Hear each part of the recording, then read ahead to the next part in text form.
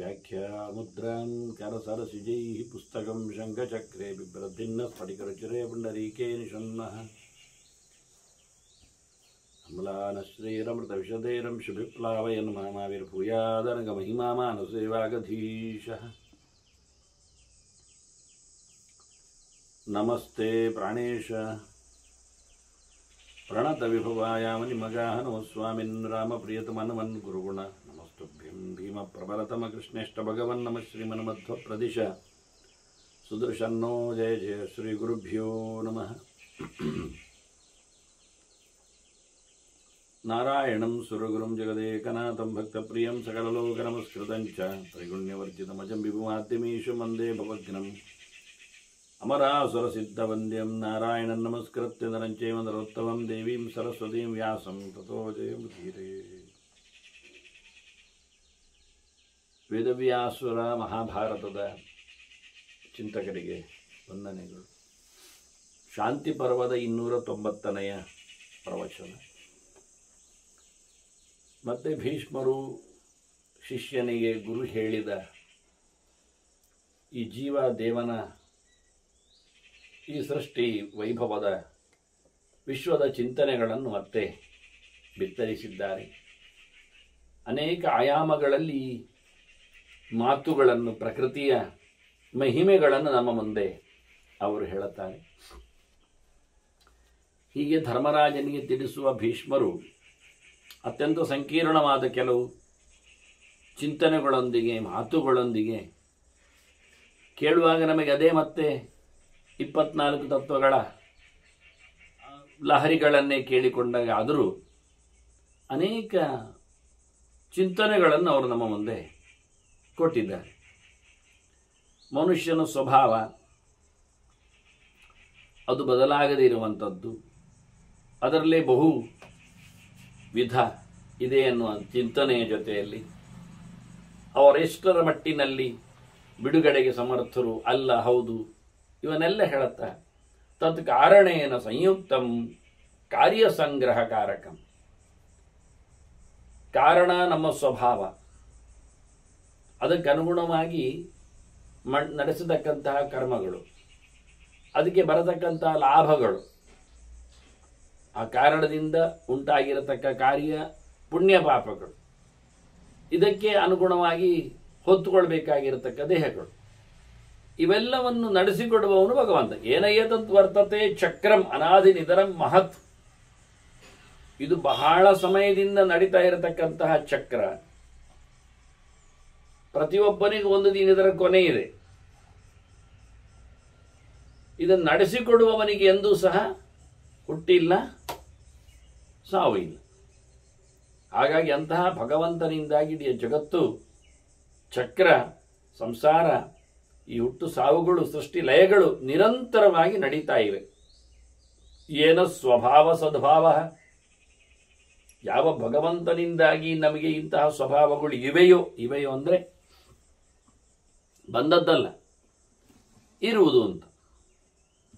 ಸ್ವಭಾವ ಸತ್ತಾವಾದ ದ್ರವ್ಯಂ ಕರ್ಮಚಕಾಲಶ್ಚ ಸ್ವಭಾವೋ ಜೀವಯೇವಚ ಯದನುಗ್ರಹತ ಸಂಧಿ ನ ಸಂತಿ ಯದುಪೇಕ್ಷಯ ಅನ್ನುವ ನೆಲೆಯಲ್ಲಿ ಮುಖ್ಯವಾಗಿ ಪರಮಾತ್ಮನಿಂದಾಗಿಯೇ ಜೀವನ ಈ ವೈವಿಧ್ಯವಾದ ಸ್ವಭಾವಗಳ ಅಸ್ತಿತ್ವ ಇದೆ. ಅವನು ಕೊಟ್ಟದ್ದಲ್ಲ, ಇರುವಂಥದ್ದು. ಬೀಜಗಳಲ್ಲಿ ಅದರದ್ದೇ ಆಗಿರತಕ್ಕಂತಹ ರುಚಿಯ ಸ್ವಭಾವಗಳು ಇನ್ಬಿಲ್ಟ್ ಇರುವ ಹಾಗೆ. ಒಂದು ದೃಷ್ಟಿಯಿಂದ ಹಾಗಲಕಾಯಿಯ ಬೀಜ ಅದು ಕಹಿಯೇ ಇರ್ತದೆ. ಅದರಂತೆ ನೆಲ್ಲಿಕಾಯಿಯ ಬೀಜ ಅದು ಚೊಗರುವೆ ಇರ್ತದೆ. ಅದರಂತೆ ಈ ಎಲ್ಲ ಬೀಜಗಳ ಸ್ವಭಾವಗಳ ನಿಜವಾಗಿ ಅಸ್ತಿತ್ವದ ರೂವಾರಿ ಅದು ಭಗವಂತ. ಏನ ಸ್ವಭಾವ ಸದ್ಭಾವ ಹೇತುಭೂತ ಸಕಾರಣ. ಇದಕ್ಕೆ ಕಾರಣವಾದದ್ದು ಮುಖ್ಯವಾಗಿ ಪ್ರಕೃತಿ. ಇದರಿಂದಾಗಿ ಹರಡಿ ನಿಂತುವರಂಥದ್ದು ಸಂಸ್ಕೃತಿ. ಸಂಸ್ಕೃತಿ ಅಂದರೆ ಸಂಸಾರ. ಹೀಗಾಗಿ ಅಲ್ಲಿ ಸ್ತ್ರೀಲಿಂಗ ಇರಲಿಕ್ಕಾಗಿ ಪ್ರಕೃತಿಯಿಂದ ಸಂಸ್ಕೃತಿಯ ವ್ಯವಸ್ಥೆ.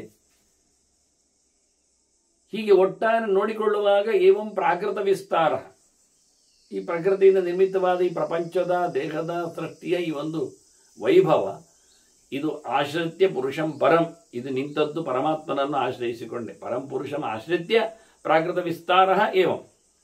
ಹೀಗೆ ಪ್ರಪಂಚದ ಅತ್ಯಂತ ವಿಲಕ್ಷಣವಾದ ವಿಸ್ತಾರ, ಇದಕ್ಕೆಲ್ಲದ್ದು ಕಾರಣವಾಗಿರತಕ್ಕಂಥ ಕಾರಣ, ಎಲ್ಲ ಕಾರಣಗಳಿಗೂ ಕಾರಣವಾಗಿರತಕ್ಕಂಥ ಪ್ರಕೃತಿ, ಅದರಿಂದಾಗಿ ಆಗಿರತಕ್ಕಂಥ ಈ ಸಂಸ್ಕೃತಿ, ಇವೆಲ್ಲವನ್ನು ಉಲ್ಲೇಖ ಮಾಡಿದರು. ಹೀಗಾಗಿ ಈ ಜೀವನ, ಈ ಪ್ರಪಂಚದ ವ್ಯವಸ್ಥೆಯನ್ನು ಹೇಳುವಾಗ ಅವ್ಯಕ್ತನಾಭಂ ವ್ಯಕ್ತಾರಂ ವಿಕಾರ ಪರಿಮಂಡಲಂ ಕ್ಷೇತ್ರಜ್ಞಾಧಿಷ್ಠಿತಂ ಚಕ್ರಂ ಸ್ನಿಗ್ಧಾಕ್ಷಂ ವರ್ತತೆ ಧ್ರುವಂ. ಈ ಪ್ರಪಂಚ ಹೇಗಿದೆ ಕೇಳಿದರೆ ಅವ್ಯಕ್ತನಾಭಂ, ಇದು ಹುಟ್ಟಿ ಬಂದದ್ದು ಎಲ್ಲಿಂದ ಕೇಳಿದರೆ ಅವ್ಯಕ್ತದಿಂದ. ಅವ್ಯಕ್ತ ಅಂದರೆ ಪ್ರಕೃತಿ ತತ್ವ, ಪ್ರಕೃತಿಯೇ ಇದರ ಆಶ್ರಯ ಮೂಲ, ಅದು ಪುರುಷಾಧಿಷ್ಠಿತ ಹೇಳಿ ಆಗಿದೆ, ಅದು ಬೇರೆ. ಈ ವಿಸ್ತಾರಗೊಂಡ ಏಕಾಯನೋ ಸೋದಿಫಲ ಸ್ತ್ರೀಮೂಲ ಹೇಳಿಕೊಂಡಾಗೆ ಪ್ರಕೃತಿ ಇದರ ಕೇಂದ್ರ ಬಿಂದು ಅನಿಸಿಕೊಂಡಿದೆ. ಅಲ್ಲಿಂದ ಮುಂದಕ್ಕೆ ಒಂದು ಚಕ್ರ ಅಂತ ಕಾಲಚಕ್ರದ ಚಿಂತನೆ ಕೊಡುವಾಗ ಚಕ್ರದಲ್ಲಿ ಅದರ ನಾಭಿಯನ್ನು ಹೇಳುವಲ್ಲಿ ಅವ್ಯಕ್ತ ನಾಭಿ ಅಂತ, ಅಲ್ಲಿಂದ ಅದಕ್ಕೆ ಅರಗಳಿವೆ, ಸ್ಟ್ರೋಕ್ಸ್. ಹಾಗಾದು ವ್ಯಕ್ತಾರ, ವ್ಯಕ್ತವಾದದ್ದು ಮಹತ್ತತ್ವ, ಅಹಂಕಾರ ತತ್ವ, ಬುದ್ಧಿ ತತ್ವ. ಇವು ವ್ಯಕ್ತಗೊಂಡದ್ದು, ಅದಕ್ಕೆ ಸಂಬಂಧಪಟ್ಟವರು ಚತುರ್ಮುಖ, ಅದರಂತೆ ಸರಸ್ವತಿ ಭಾರತೀಯರು, ಮುಂದಕ್ಕೆ ಗರುಡಶೇಷರುದ್ರರು. ಇದು ವ್ಯಕ್ತವಾದಂತಹ ಅದಕ್ಕೆ ಅರಗಳು. ಇನ್ನು ವಿಕಾರಗೊಂಡದ್ದು ಹಿಂದೆ ಹೇಳಿದ್ರು ಅವರು ಎಷ್ಟು ಬಗೆ ಇರ್ತದೆ ಅಂತ. ಹಾಗಾಗಿ ವಿಕಾರವಾದದ್ದು ಪರಿಮಂಡಲ, ಇದರ ಸುತ್ತ ಇರುವಂಥದ್ದು ವಿಕಾರ, ಪಂಚಭೂತಗಳ ವಿಕಾರ, ಅದಕ್ಕೆ ಸಂಬಂಧಪಟ್ಟಂತಹ ತತ್ವಗಳ ವಿಕಾರ, ಪಂಚತತ್ವಗಳ ವಿಕಾರ, ಭೂತಗಳ ಮೂಲ ದ್ರವ್ಯಗಳು, ಶಬ್ದ ಸ್ಪರ್ಶ ರೂಪ ರಸಗಂಧಗಳು ಅಂತ. ಹೀಗೆ ಇದು ವಿಕಾರ ಪರಿಮಂಡಲ, ಎಲ್ಲ ಕಡೆಯಲ್ಲಿ ವಿಕಾರ ತುಂಬಿರುವುದು ಇದೆಯಾ? ಇದು ಎಲ್ಲಿಂದ ನಿಂತಿದೆ? ಕ್ಷೇತ್ರಜ್ಞಾಧಿಷ್ಠಿತ. ಕ್ಷೇತ್ರಜ್ಞ ಅದು ಭಗವಂತನೇ, ಎಲ್ಲವನ್ನು ತಿಳಿದವನು. ಅಂತಹ ಭಗವಂತನಿಂದಾಗಿ ಇದು ನೆಲೆಗೊಂಡಿದೆ. ಇದು ಚಕ್ರ, ಕಾಲಚಕ್ರ. ಸ್ನಿಗ್ಧಾಕ್ಷಂ, ಇಲ್ಲಿ ಅಕ್ಷಗಳು ಪಸೆಯುಳ್ಳವುಗಳು, ಅಂದರೆ ಅನುರಾಗ ವಿಶೇಷಕ್ಕೆ ಪಾತ್ರವಾದವುಗಳು 10 ಮತ್ತೆ 1 ಮನಸ್ಸು ಸೇರಿ, ಕರ್ಮೇಂದ್ರಿಯಗಳು ಜ್ಞಾನೇಂದ್ರಿಯಗಳು ಐವೈದರ ಜೊತೆಯಲ್ಲಿ ಒಂದು ಮನಸ್ಸು ಸೇರಿ ಇಲ್ಲಿ ನೆಲೆಗೊಂಡಿವೆ. ಹೀಗೆ ವರ್ತತೆ ಧ್ರುವಂ. ಈ ರೀತಿಯಾಗಿ 11 ಇಂದ್ರಿಯಗಳ ಮತ್ತೆ 10 ಭೂತಗಳ ಮತ್ತೆ ಅದರ ತನ್ಮಾತ್ರೆಗಳ ನೆಲೆಯಲ್ಲಿ ಹೀಗೆ 21, ಅದರ ಆಚೆಗೆ ಮಹತ್ತತ್ವ ಅಹಂಕಾರ ಬುದ್ಧಿತತ್ವಗಳು ಸೇರಿಕೊಂಡು 24, ಅದಕ್ಕೆ ಕಾರಣವಾದ ಪ್ರಕೃತಿ, ಅದರ ಆಚೆಗೆ ನೆಲೆಗೊಂಡ ಪುರುಷ, ಹೀಗೆ 26 ಚಿಂತನೆಗಳ ಸಾಮ್ರಾಜ್ಯದಲ್ಲಿ ಈ ಜಗತ್ತು ನಿಂತಿದೆ. ಇದನ್ನು ಉಲ್ಲೇಖ ಮಾಡಿದರು ಇಲ್ಲಿ ಹೇಳುವಾಗ. ಸ್ನಿಗ್ಧತ್ವಾದ ತೆಲವತ್ ಸರ್ವಂ ಚಕ್ರೆ. ಮುಖ್ಯವಾಗಿ ಏನಾಗಿದೆ ಅಂದರೆ ಅಸ್ಮಿನ್ ಚಕ್ರೇ ಪಿಡ್ಯತೆ ಜಗತ್. ಸ್ನೇಹ ಎನ್ನುವ, ಪಸೆ ಎನ್ನುವ ಅಂಟಿಕೊಳ್ಳುವ ಸ್ವಭಾವ ಇರಲಾಗಿ ಹಚ್ಚಿಕೊಳ್ಳುವುದು, ಅಟ್ಯಾಚ್ಮೆಂಟ್. ಇದರಿಂದಾಗಿ ಇಂದ್ರಿಯಗಳೆಲ್ಲ ಹಾಗೆ, ಶಬ್ದ ಕೇಳಿದಲ್ಲಿ ಕಿವಿ ಓಡುತ್ತದೆ, ಗಂಧಗಳು ಬಂದಾಗ ಮೂಗು ಅರಳುತ್ತದೆ, ದೃಶ್ಯ ಕಂಡಾಗ ಕಣ್ಣು ಮಿಟುಕಿಸುತ್ತದೆ, ಮತ್ತಲ್ಲದೆ ನಾಲಿಗೆಯು ಚಾಪಲಗಳಿಂದ ಹೊರಚಾಚಿಕೊಳ್ಳುತ್ತದೆ, ಬೇಕು ಹೇಳುತ್ತದೆ, ಬೇಡ ಹೇಳುತ್ತದೆ ಬಾಯಿಯ ಮಾಧ್ಯಮದಲ್ಲಿ. ಮತ್ತೆ ಅದು ಇದರೊಟ್ಟಿಗೆ ಮನಸ್ಸು ಸೇರಿಕೊಳ್ತದೆ. ಮುಟ್ಟುವ ಆಸೆಯಲ್ಲಿ ಸ್ಪರ್ಶೇಂದ್ರಿಯಗಳು, ಇವೆಲ್ಲ ಇಂದ್ರಿಯಗಳು ಅದಕ್ಕೆ ಪಡಿಲಿಕ್ಕೋಸ್ಕರ ಗಮನ, ಇವೆಲ್ಲ ಕರ್ಮೇಂದ್ರಿಯಗಳು ಅದಕ್ಕೆ ಸಪೋರ್ಟ್ ಆಗಿರುತ್ತವೆ. ಆದ್ದರಿಂದ ಇದು ವಿಚಿತ್ರವಾಗಿರತಕ್ಕಂತಹ ಅನುರಾಗಮಯದ ಈ ಪ್ರಪಂಚದಲ್ಲಿ ಎಲ್ಲರೂ ಸೇರಿಕೊಳ್ಳಿಕ್ಕೆ ಹೋಗಿ ಈ ಎಣ್ಣೆ ಇರಲಿಕ್ಕಾಗಿ ಪಸೆ ತೆಗಿಲಿಕ್ಕೋಸ್ಕರ ಎಳ್ಳನ್ನು ಗಾಣದಲ್ಲಿ ಹಾಕಿ ಅರಿತಾರೆ. ಅದರಿಂದ ಎಣ್ಣೆ ಬರ್ತದೆ. ಎಣ್ಣೆ ಅಂದ್ರೇನೆ ಎಳ್ಳೈ ಅಂತ, ಎಳ್ಳಿನ ಪಸೆ ಅಂತ. ಅದನ್ನು ನಾವಿವತ್ತು ಯಾವುದಕ್ಕೂ ಎಣ್ಣೆ ಶಬ್ದವನ್ನು ಮತ್ತೆ ಪ್ರಯೋಗ ಮಾಡಿ ಶಬ್ದ ಬೇರೆ ಹೇಳಿ ತೆಂಗಿನ ಎಣ್ಣೆ, ತೆಂಗಿನ ಪಸೆಯನ್ನು ತೆಗೆದರೆ ತೆಂಗಿನೈ ಆಗಬೇಕು, ತೆಂಗೈ. ಹಾಗೆ ಯಾವುದರಿಂದ ಪಸೆ ತೆಗಿತೀರಿ ನೀವು? ನೈ ಅಂದರೆ ಪಸೆ ಅರ್ಥದಲ್ಲಿ ಬರುವಂಥದ್ದು. ಎಳ್ಳೈ ಎಣ್ಣೆ ಅಂತ ಆಯ್ತು ಅದು ಕೊನೆಗೆ. ಈಗ ಮತ್ತೆ ಎಳ್ಳೆಣ್ಣೆ ಅಂತ ಹೇಳಬೇಕಾಗಿಲ್ಲ, ಎಳ್ಳನ್ನೇ ಗಾಣಕ್ಕೆ ಹಾಕಿದಾಗ ತಿಕ್ಕಿದಾಗ ತೆಗೆದ ಪಸೆ. ಕೈಯಲ್ಲಿ ಅದನ್ನು ತಿಕ್ಕಿಕೊಂಡು ಪಸೆ ತೆಗಿಲಿಕ್ಕೆ ಉಂಟು, ಪಸೆ ಬರ್ತದೆ ಅಂತ ತೋರಿಸಿದ್ದಾರೆ. ಹಾಗೆ ಇಡೀ ಜಗತ್ತು ಎಳ್ಳೆಣ್ಣೆ ಬಂದಾಗಿ, ಅಂದರೆ ಎಳ್ಳನ್ನು ಗಾಣಕ್ಕೆ ಹಾಕಿ ತಿರುಗಿಸಿದಾಗಿ ಈ ಚಕ್ರದಲ್ಲಿ, ಕಾಲಚಕ್ರದಲ್ಲಿ ಇಡೀ ಜಗತ್ತು ನೆಲೆಗೊಂಡಿದೆ, ಪೀಡೆಗೆ ಒಳಗಾಗಿದೆ, ಅಪ್ಪಚ್ಚೆ ಆಗ್ತದೆ. ತಿಲಪೀಡೈರಿವಕ್ರಮ್ಯ ಭೋಗೈಹಿ ಅಜ್ಞಾನ ಸಂಭವೈಹಿ. ಇವನಿಗೆ ಇಂದ್ರಿಯಗಳ ಭೋಗಗಳು ಅದು ಏನು ಇನ್ನಿತು ಎನ್ನತಕ್ಕಂತಹ ವ್ಯವಸ್ಥೆಗಳ ಕಲ್ಪನೆ ಇಲ್ಲ. ಇದರಿಂದಾಗಿ ತಿನ್ನುತ್ತಾ ಸೋಲುತ್ತಾ ಮತ್ತೆ ಸಿಕ್ಕಿಬೀಳುತ್ತಾನೆ ಎನ್ನುವ ಕಲ್ಪನೆ ಇಲ್ಲ. ಈ ಬೋನಿಗೆ ಪ್ರಾಣಿಗಳು ಸಿಕ್ಕಿಬೀಳುವ ಹಾಗೆ ತಿನ್ನಲು ಬಂದು ಕೈ ಹಾಕಿ ಗೋಣು ಹಾಕಿ ಸಿಕ್ಕಾಕೊಳ್ಳುವಂತೆ ಮನುಷ್ಯ ಇಡೀ ಪ್ರಪಂಚದಿಂದ, ಅವುಗಳಿಗಾದ್ರೆ ಗೊತ್ತಿಲ್ಲ, ಒಂದ್ಸತಿ ಸಿಕ್ಕಿ ಬೀಳಿದವುಗಳು ಇನ್ನೊಂದು ಸತಿ ಅಂತ ಹೇಳಲಿಕ್ಕಿಲ್ಲ, ಅವುಗಳು ಸಿಕ್ಕಿ ಆಯ್ತು. ಮತ್ತೆ ಇದು ಮನುಷ್ಯ ಆಗಲ್ಲ, ಇತರರನ್ನು ಸಿಕ್ಕಿ ಬೀಳುವುದನ್ನು ಗಮನಿಸ್ತಾನೆ, ತಾನೂ ಸಿಕ್ಕಿ ಬಿದ್ದಿರುತ್ತಾನೆ, ಆದರೂ ಮತ್ತೆ ಪುನಃ ರಾತ್ರಿ ಗಂಡ ಬಾವಿಗೆ ಹಗಲಿಗೆ ಬೀಳುತ್ತಾನೆ ಹೇಳಿಕೊಳ್ಳುವ ಹಾಗೆ, ಬಲಾದಿವ ನಿಯೋಜಿತ ಅಂದುಕೊಳ್ಳುವ ಹಾಗೆ ತುಂಬಾ ಲಾಲಸೆ ಪಟ್ಟು ಪರವಾಗಿಲ್ಲ ಸಿಕ್ಕಿಬಿದ್ದು. ಹೆಚ್ಚಿನ ಕಳ್ಳರೆಲ್ಲ ಇದ್ದಾರೆ, ಕಳ್ಳತನ ಮಾಡಿ ಸಿಕ್ಕಿಬಿದ್ದು ಪೆಟ್ಟು ತಿಂದು ಆದ ಬಳಿಕವೂ ಸಹ ಅವರು ಮತ್ತೆ ಕಳ್ಳತನ ಮಾಡುತ್ತಾರೆ. ದುಡಿದುಕೊಳ್ಳಿಕ್ಕೆ ಅವರಿಗೆ ಸೋಮಾರಿತನ ಇರ್ತದೆ. ಇದರಿಂದ ಅವರನ್ನು ಮತ್ತೆ ಕೇಳಿದರೆ ಅದು ಪೆಟ್ಟು ತಿನ್ನುವುದು ಒಂದು ಅವರಿಗೆ ಕಯಾಲಿ ಅಂತ ಆಗಿಬಿಟ್ಟಿದೆ ಅಂತ ಹೇಳ್ತಾರೆ. ಒದ್ದಾಡುವುದರಲ್ಲಿಯೂ ಅರ್ಥ ಕಾಣುತ್ತದೆ ಅಂತಾರೆ. ಹೀಗಾಗಿ ಅತ್ಯಂತ ಹೇಸಿಗೆತನದ ಜನರು ಅನಿಸ್ತಾರೆ. ಆಗ ಇಂತಹ ತಿಲದ ಯಂತ್ರದಲ್ಲಿ ಪೀಡೆಗೆ ಒಳಗಾಗ್ತಾನೆ. ಗೊತ್ತಿದ್ದು ಗೊತ್ತಿಲ್ಲದವರಾಗಿದ್ದುಕೊಂಡು ಭೋಗ ಭಾಗ್ಯಗಳಲ್ಲಿ ನೆಲೆಗೊಂಡವ ಮತ್ತೆ ಪುನಃ ಸಂಸಾರ ಚಕ್ರಕ್ಕೆ ನಿಲ್ಲುತ್ತಾನೆ. ಯಾವಾಗ ಇದನ್ನೆಲ್ಲ ಬೇಡ ಎನ್ನುವುದನ್ನು ನಿಲ್ಲಿಸಿಕೊಳ್ಳುತ್ತಾನೋ, ವಿಷಯೇಂದ್ರಿಯಗಳ ಸಂಪರ್ಕದೆಡೆಗೆ ತನ್ನ ಚೇಷ್ಟೆಗಳನ್ನು ಮುಂದುವರಿಸದೇ ಇರ್ತಾನೋ, ಆಗ ಪರಮಾತ್ಮನವನಿಗೆ ಈ ಜಗಚ್ಚಕ್ರದಲ್ಲಿ ಮತ್ತೆ ಹೋಗಲು ಅನುವಾಗುವಂತೆ ಮಾಡುವುದಿಲ್ಲ.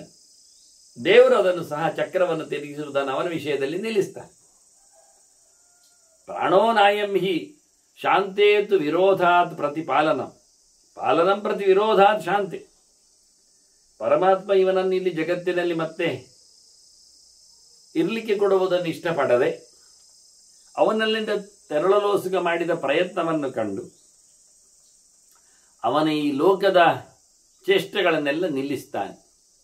ಮತ್ತೆ ಹುಟ್ಟಿ ಬರುವ ಈ ಜನನ ಮರಣದ ಚಕ್ರದಿಂದ ಆಚೆ ದೂರಕ್ಕೆ ಹೋಗ್ತಾನೆ. ದೇಹ ಶಿಶೋನ್ಯ ಆಸ್ತೇಯ ಸಹ ಶುದ್ಧ ಅಚಿಂತ್ಯ ಸನಾತನಃ. ಭಗವಂತ ಈ ದೇಹದಲ್ಲಿ ಇನ್ನು ದೇಹವನ್ನು ಪಡೆಯಬಹುದಾದ ಚೇಷ್ಟೆಗಳಿಂದ ವಿಮುಖನಾಗ್ತಾನೆ. ಅಂದರೆ ದೇವರು ಅಂತಲ್ಲ, ದೇವರ ಅಧೀನದಲ್ಲಿರತಕ್ಕ ಜೀವನು. ಆ ದೇವರು ಹಾಗೆ ಮಾಡಿಕೊಂಡದ್ರಿಂದ ಜೀವನ ಹಾಗೆ ಆಗ್ತಾನೆ. ಪ್ರತಿ ದೇಹದಲ್ಲಿಯೂ ಭಗವಂತ ಇರಲಾಗಿ ಆ ದೇಹದಲ್ಲಿನ ಅಭಿಮಾನವನ್ನು ಹೊತ್ತ ಜೀವ ಇದ್ದಾನೆ. ಅವನಿಗೆ ಆಸೆ ಆಕಾಂಕ್ಷೆಗಳು ಬಯಕೆಗಳು ಮತ್ತಷ್ಟು ಮೆತ್ತಿಕೊಳ್ಳುತ್ತವೆ. ಆ ಬಯಕೆಯ ಜ್ಞಾನದಿಂದ ಆತ ಸಿಕ್ಕಿಬೀಳ್ತಾನೆ. ಯಾವಾಗ ಬಯಕೆಗಳು ಸೊನ್ನೆ ಆಗ್ತವೆ, ಅಂತಹ ಸೊನ್ನೆಯಾಗಿಸಿಕೊಳ್ಳತಕ್ಕಂಥ ಎಚ್ಚರಕ್ಕೆ ಅನುಭವಕ್ಕೆ ಯಾವತ್ತು ಆತ ದೇಹದಲ್ಲಿ ಬರ್ತಾನೆ, ಆಗ ಭಗವಂತ ಅವನಲ್ಲಿ ಕರ್ಮ ಮಾಡುವುದನ್ನು ನಿಲ್ಲಿಸಿಕೊಡುತ್ತಾನೆ. ಆಗ ಭಗವಂತ ಜೀವನನ್ನು ಶುದ್ಧಗೊಳಿಸ್ತಾನೆ. ಇಲ್ಲಿಂದ ಸಂಸಾರ ಚಕ್ರದಿಂದ ಆತ ಪಾರಾಗ್ತಾನೆ. ನಿಜವಾಗಿ ಇಡೀ ಜಗತ್ತನ್ನು ತಿರುಗಿಸಿಕೊಡುವುದು ದೇವರೇ. ಬ್ರಾಹ್ಮಯನ್ ಯಶತಃ ಯಾತಿ. ಯಾರು ಬಯಕೆಗಳನ್ನು ಹೊತ್ತುಕೊಂಡು ಇಲ್ಲಿ ಬರ್ತಾರೆ ಅವರನ್ನು ದೇವರು ತಿರುಗಿಸುವುದೇ ಅವನ ಕೆಲಸ. ಬಯಕೆಗಳು ಮುಗಿಯಲಾರವು. ಬಯಸಿದ್ದನ್ನು ಉಪಯೋಗಿಸಿಕೊಂಡಷ್ಟು ಆತನ ನೆಮ್ಮದಿಯನ್ನು ಪರಿಪೂರ್ಣವಾಗಿ ಪಡೆಯುತ್ತಾನೆ ಎನ್ನುವುದು ದುಸ್ಸಾಧ್ಯ. ಯಾತಿ ಹೇಳಿಕೊಂಡಿದ್ದಲ್ಲ, ನಜಾತು ಕಾಮ ಕಾಮಾನಾಮ್ ಅಂತ. ಹಾಗಾಗಿ ಯಾರು ಇಚ್ಛೆಗಳ ಜೊತೆಯಲ್ಲಿ ಬದುಕಲು ಬಯಸ್ತಾರೆ ಅವರನ್ನು ಇಚ್ಛೆ ಕೊಟ್ಟುಕೊಂಡು ದೇವರು ತಿರುಗಿಸ್ತಾನೆ ಇರ್ತಾನೆ. ಒಂದರ ಇಚ್ಛೆಯ ನಂತರದಲ್ಲಿ ಇನ್ನೊಂದು ಇಚ್ಛೆ. ಸಾಮಾನ್ಯ ಹಸಿಯ ನಿವೃತ್ತಿಗೋಸ್ಕರ ತಿನ್ನಲಿಕ್ಕೆ ಏನಾದರೂ ಸಿಕ್ಕಿಕೊಳ್ಳಲಿ ಹೇಳಿಕೊಂಡು ಸೊಪ್ಪಾದರೂ ತಿಂತೇನೆ ಅಂತ ಹೊರಟವ, ಸೊಪ್ಪನ್ನು ಬೇಯಿಸಿಕೊಂಡು ತಿನ್ನುವ ಅಂತ ಬಯಸಿ ಅದಕ್ಕೆ ಬೇಕಾದ ಕಟ್ಟಿಗೆ ಇತ್ಯಾದಿಗಳನ್ನು ಒಟ್ಟು ಮಾಡಿಕೊಳ್ಳುವವ ಒಂಚೂರು ಉಪ್ಪಿದ್ರೆ ಚಂದಲ್ಲ ರುಚಿಗೆ ಅಂತಾನೆ. ಸೊಪ್ಪು ಸಿಕ್ಕಿದರೇನು ಮತ್ತೆ ಉಪ್ಪಿನ ಆಸೆ ಅಂತ. ಸರಿ, ಉಪ್ಪು ಸಿಕ್ಕಿತವನಿಗೆ, ಉಪ್ಪು ಮಾಡಿಕೊಂಡ, ಉಪ್ಪು ಹಾಕೊಂಡು ಸೊಪ್ಪು ತಿಂದು ಆತ ಇರ್ಬೋದಿತ್ತಾದರೆ ಅವ ಹೇಳ್ತಾನೆ ಅದಕ್ಕೊಂದು ತುಪ್ಪ ಹಾಕಿದರೆ ರುಚಿ ಬರುವುದಿಲ್ಲವೇ? ಹೌದಲ್ಲ ಮತ್ತೆ. ಹಾಗಾಗಿ ಉಪ್ಪು ಹಾಕಿದ ಸೊಪ್ಪಿಗೆ ತುಪ್ಪದ ಮೇಲೋಗರ. ಇದನ್ನು ಮತ್ತೆ ತಿನ್ನುವುದೆಲ್ಲಿ ಕೇಳಿದಾಗ ಅವನಿಗೆ ಮತ್ತೆ ಅದನ್ನು ಚಪ್ಪರಿಸಲಿಕ್ಕೆ ಉಪ್ಪು ಹಾಕಿದ ಸೊಪ್ಪಿನ ತುಪ್ಪದ ಒಗ್ಗರಣೆಯ ಆ ಸೂಪ್ ಏನದನ್ನು ಚಪ್ಪರಿಸಬೇಕವ, ಅದನ್ನು ಚಪ್ಪರಿಸಲಿಕ್ಕೆ ಅವನಿಗೆ ಉಪ್ಪರಿಗೆ ಬೇಕಂತೆ. ಮತ್ತೆ ಉಪ್ಪರಿಗೆ ಮನೆ. ಸರಿ, ಅಷ್ಟು ಕೊಟ್ಟ ದೇವರು. ಉಪ್ಪರಿಗೆ ಮನೆಯಲ್ಲಿ ಉಪ್ಪು ಹಾಕಿದ ಸೊಪ್ಪು ತುಪ್ಪದೊಡನೆ ಚಪ್ಪರಿಸುವ ಒಂದು ಅಧಿಕಾರವನ್ನು ಅವನ ಯೋಗ್ಯತೆಯನ್ನು ನೀಡಿದರೆ ಮತ್ತೆ ಹೇಳುವುದು ನನಗದು ಕೊಪ್ಪರಿಗೆ ಇದ್ದರೆ ಒಳ್ಳೆಯದಲ್ಲ ಅಂತಾನೆ. ಸಂಪತ್ತಿನ ಜೊತೆಯಲ್ಲಿ ಬದುಕನ್ನು ನಾಳೆಗೆ ಬೇಕಲ್ಲ ಸೊಪ್ಪಿನ ಊಟ, ತುಪ್ಪದ ವೈಭವ. ಹಾಗಾಗಿ ಮನುಷ್ಯನು ಎಷ್ಟಿದ್ರೂ ಸಾಲದು. ಕೊಪ್ಪರಿಗೆ ಸಿಕ್ಕಿದರೂ ಮತ್ತವನಿಗೆ ಒಂದು ಕೊಪ್ಪರಿಗೆ ಆಯ್ತಲ್ಲ ಅಂತ ಬೇಜಾರಾಗ್ತದೆ. ಮತ್ತೆ ಮನೆ ತುಂಬ ಕೊಪ್ಪರಿಗೆ ಆದರೂ ಅವನಿಗೆ ಊರು ತುಂಬ ತನ್ನದೇ ಬೇಕು ಅಂತ ಅನಿಸ್ತದೆ. ಎಲ್ಲ ಊರು ಅವನದ್ದಾದರೂ 7 ದ್ವೀಪಗಳಿದ್ದರೇನು? ಹೀಗೆ ಮುಂದೋಗು. ಖಾಲಿ ತಿನ್ನಲಿಕ್ಕೆ ನಾಲಿಗೆ ಕೇಳುವುದಿಲ್ಲ, ಅದರ ಜೊತೆಯಲ್ಲಿ ನಂಜಿಕೊಳ್ಳಿಕ್ಕೆ 12 ಪದಾರ್ಥಗಳು, ಅಷ್ಟು ಸಾಲದೆ ಮತ್ತೊಮ್ಮನ ಬೇರೆ ಏನಾದರೂ ಇದ್ರೆ ಒಳ್ಳೆಯದು ಅಂತ ಅನಿಸಿಕೊಳ್ಳುತ್ತೆ. ಹೀಗಾಗಿ ನಮ್ಮ ದೇವರ ಇಂದ್ರಿಯಗಳು ನಮಗೆ ಪೂರ್ಣ ಇಂದ್ರಿಯಗಳನ್ನು 10 ಕೊಟ್ಟಿದ್ದಾನೆ. 10 ಕೊಟ್ಟರು ಒಂದೇ, 100 ಕೊಟ್ಟರು ಒಂದೇ. ನಮ್ಮ ಜನಕ್ಕೆ ಅವರು ಎಂದೂ ಸಹ ಇಲ್ಲಿಂದ ಹೊರಡುವ ಇರಾದೆಯಲ್ಲಿ ಗಂಟು ಮೂಟೆ ಕಟ್ಟಿಕೊಳ್ಳುವ ಕೆಲಸಕ್ಕೆ ಕೈ ಹಾಕುವುದಿಲ್ಲ. ಅದನ್ನು ಮತ್ತೆ ನೇರ್ಪುಗೊಳಿಸುವುದೇನು? ನೋಡಿ, ಇಷ್ಟೆಲ್ಲ ಮನುಷ್ಯನಿಗೆ ಪ್ರತಿಯೊಬ್ಬನಿಗೂ ಸಾಯಲುಂಟು ಎನ್ನುವುದು ಗ್ಯಾರಂಟಿ ಗೊತ್ತುಂಟು. ಹೊರಟಾಗ ಏನು ಗಂಟು ಮುಟ್ಟಿ ಕಟ್ಟಿಕೊಳ್ಳಿಕ್ಕೆ ಹೋಗ್ಲಿಕ್ಕೆ ಆಗುವುದಿಲ್ಲ ಎನ್ನುವುದನ್ನು ನಿತ್ಯ ಸತ್ಯವಾದದ್ದನ್ನು ಒಪ್ಪಿಕೊಳ್ಳುತ್ತಾನೆ. ಆದರೆ ಗಂಟು ಮುಟ್ಟಿ ಕಟ್ಟುವುದು ಮಾತ್ರ ನಿಲ್ಲಿಸುವುದಿಲ್ಲ. ಸಾಯುವವರೆಗೂ. ನಾನೊಂದು ಕಡೆ ಹಳೆಯ ನಾಣ್ಯಗಳನ್ನು ಸಂಗ್ರಹ ಮಾಡಿದವರನ್ನೊಬ್ಬರನ್ನು ಭೇಟಿಯಾಗಿದ್ದೆ. ಬಹಳ ಹಿಂದೆ, 10-25 ವರ್ಷದ ಹಿಂದೆ. ಮೂಟೆಗಟ್ಟಲೆ ನಾಣ್ಯಗಳು, ಹಳೆದು, ನೋಡ್ಲಿಕ್ಕೂ ಬಿಡುವಷ್ಟು ದೊಡ್ಡ ಸಂಗತಿ ಇಲ್ಲ ಅಲ್ಲಿ. ಹಾಗೆ ಮೂಟೆಗಟ್ಟಲೆ, ಗೋಣಿಗಟ್ಟಲೆ. ಅದು ಯಾವ ಹಿಂದಿನ ಎಷ್ಟು ತಲೆಮಾರಿನ ಜನರದ್ದು ಕಥೆ ಎಲ್ಲ ಗೊತ್ತಿಲ್ಲ. ಕಲಾವಂತಿಕೆಯ ಮನೆತನದು. ಮತ್ತೆ ಹಾಗಾಗಿ ಇದು ಮುಂದೇನಾಯಿತು ಗೊತ್ತಿಲ್ಲ.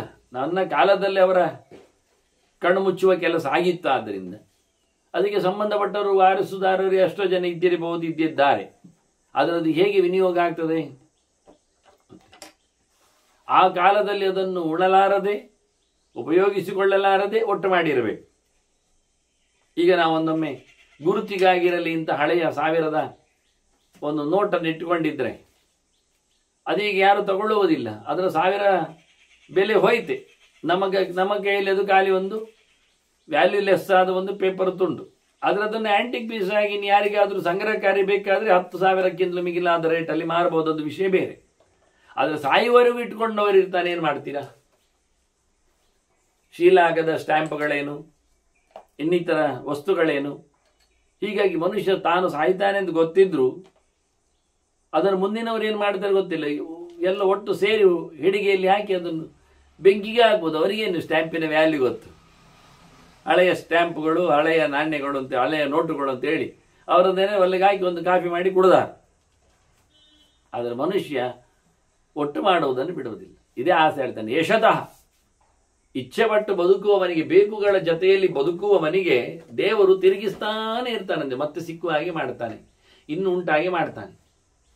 ಅವನಿಗೆ ತಿನ್ನಲಿಕ್ಕೆ ಸಿಕ್ಕಿದ ತಕ್ಷಣ ಇನ್ನಷ್ಟು ಅವನಿಗೆ ಆಸೆ ಜಾಸ್ತಿ ಆದಾಗ ಅದಕ್ಕೆ ಬೇಕಾದ ಅವಕಾಶ ದೇವರು ಕೊಡ್ತಾನೆ. ಇರ್ಲಿ ಬಿಡಿ, ಆದಷ್ಟು ಹಾರಲಿ ಮೇಲಕ್ಕೆ, ದೇವರನ್ನು ಮರೆಯಲಿ. ಅವ ಏನು ಗಮ್ಮತ್ತು!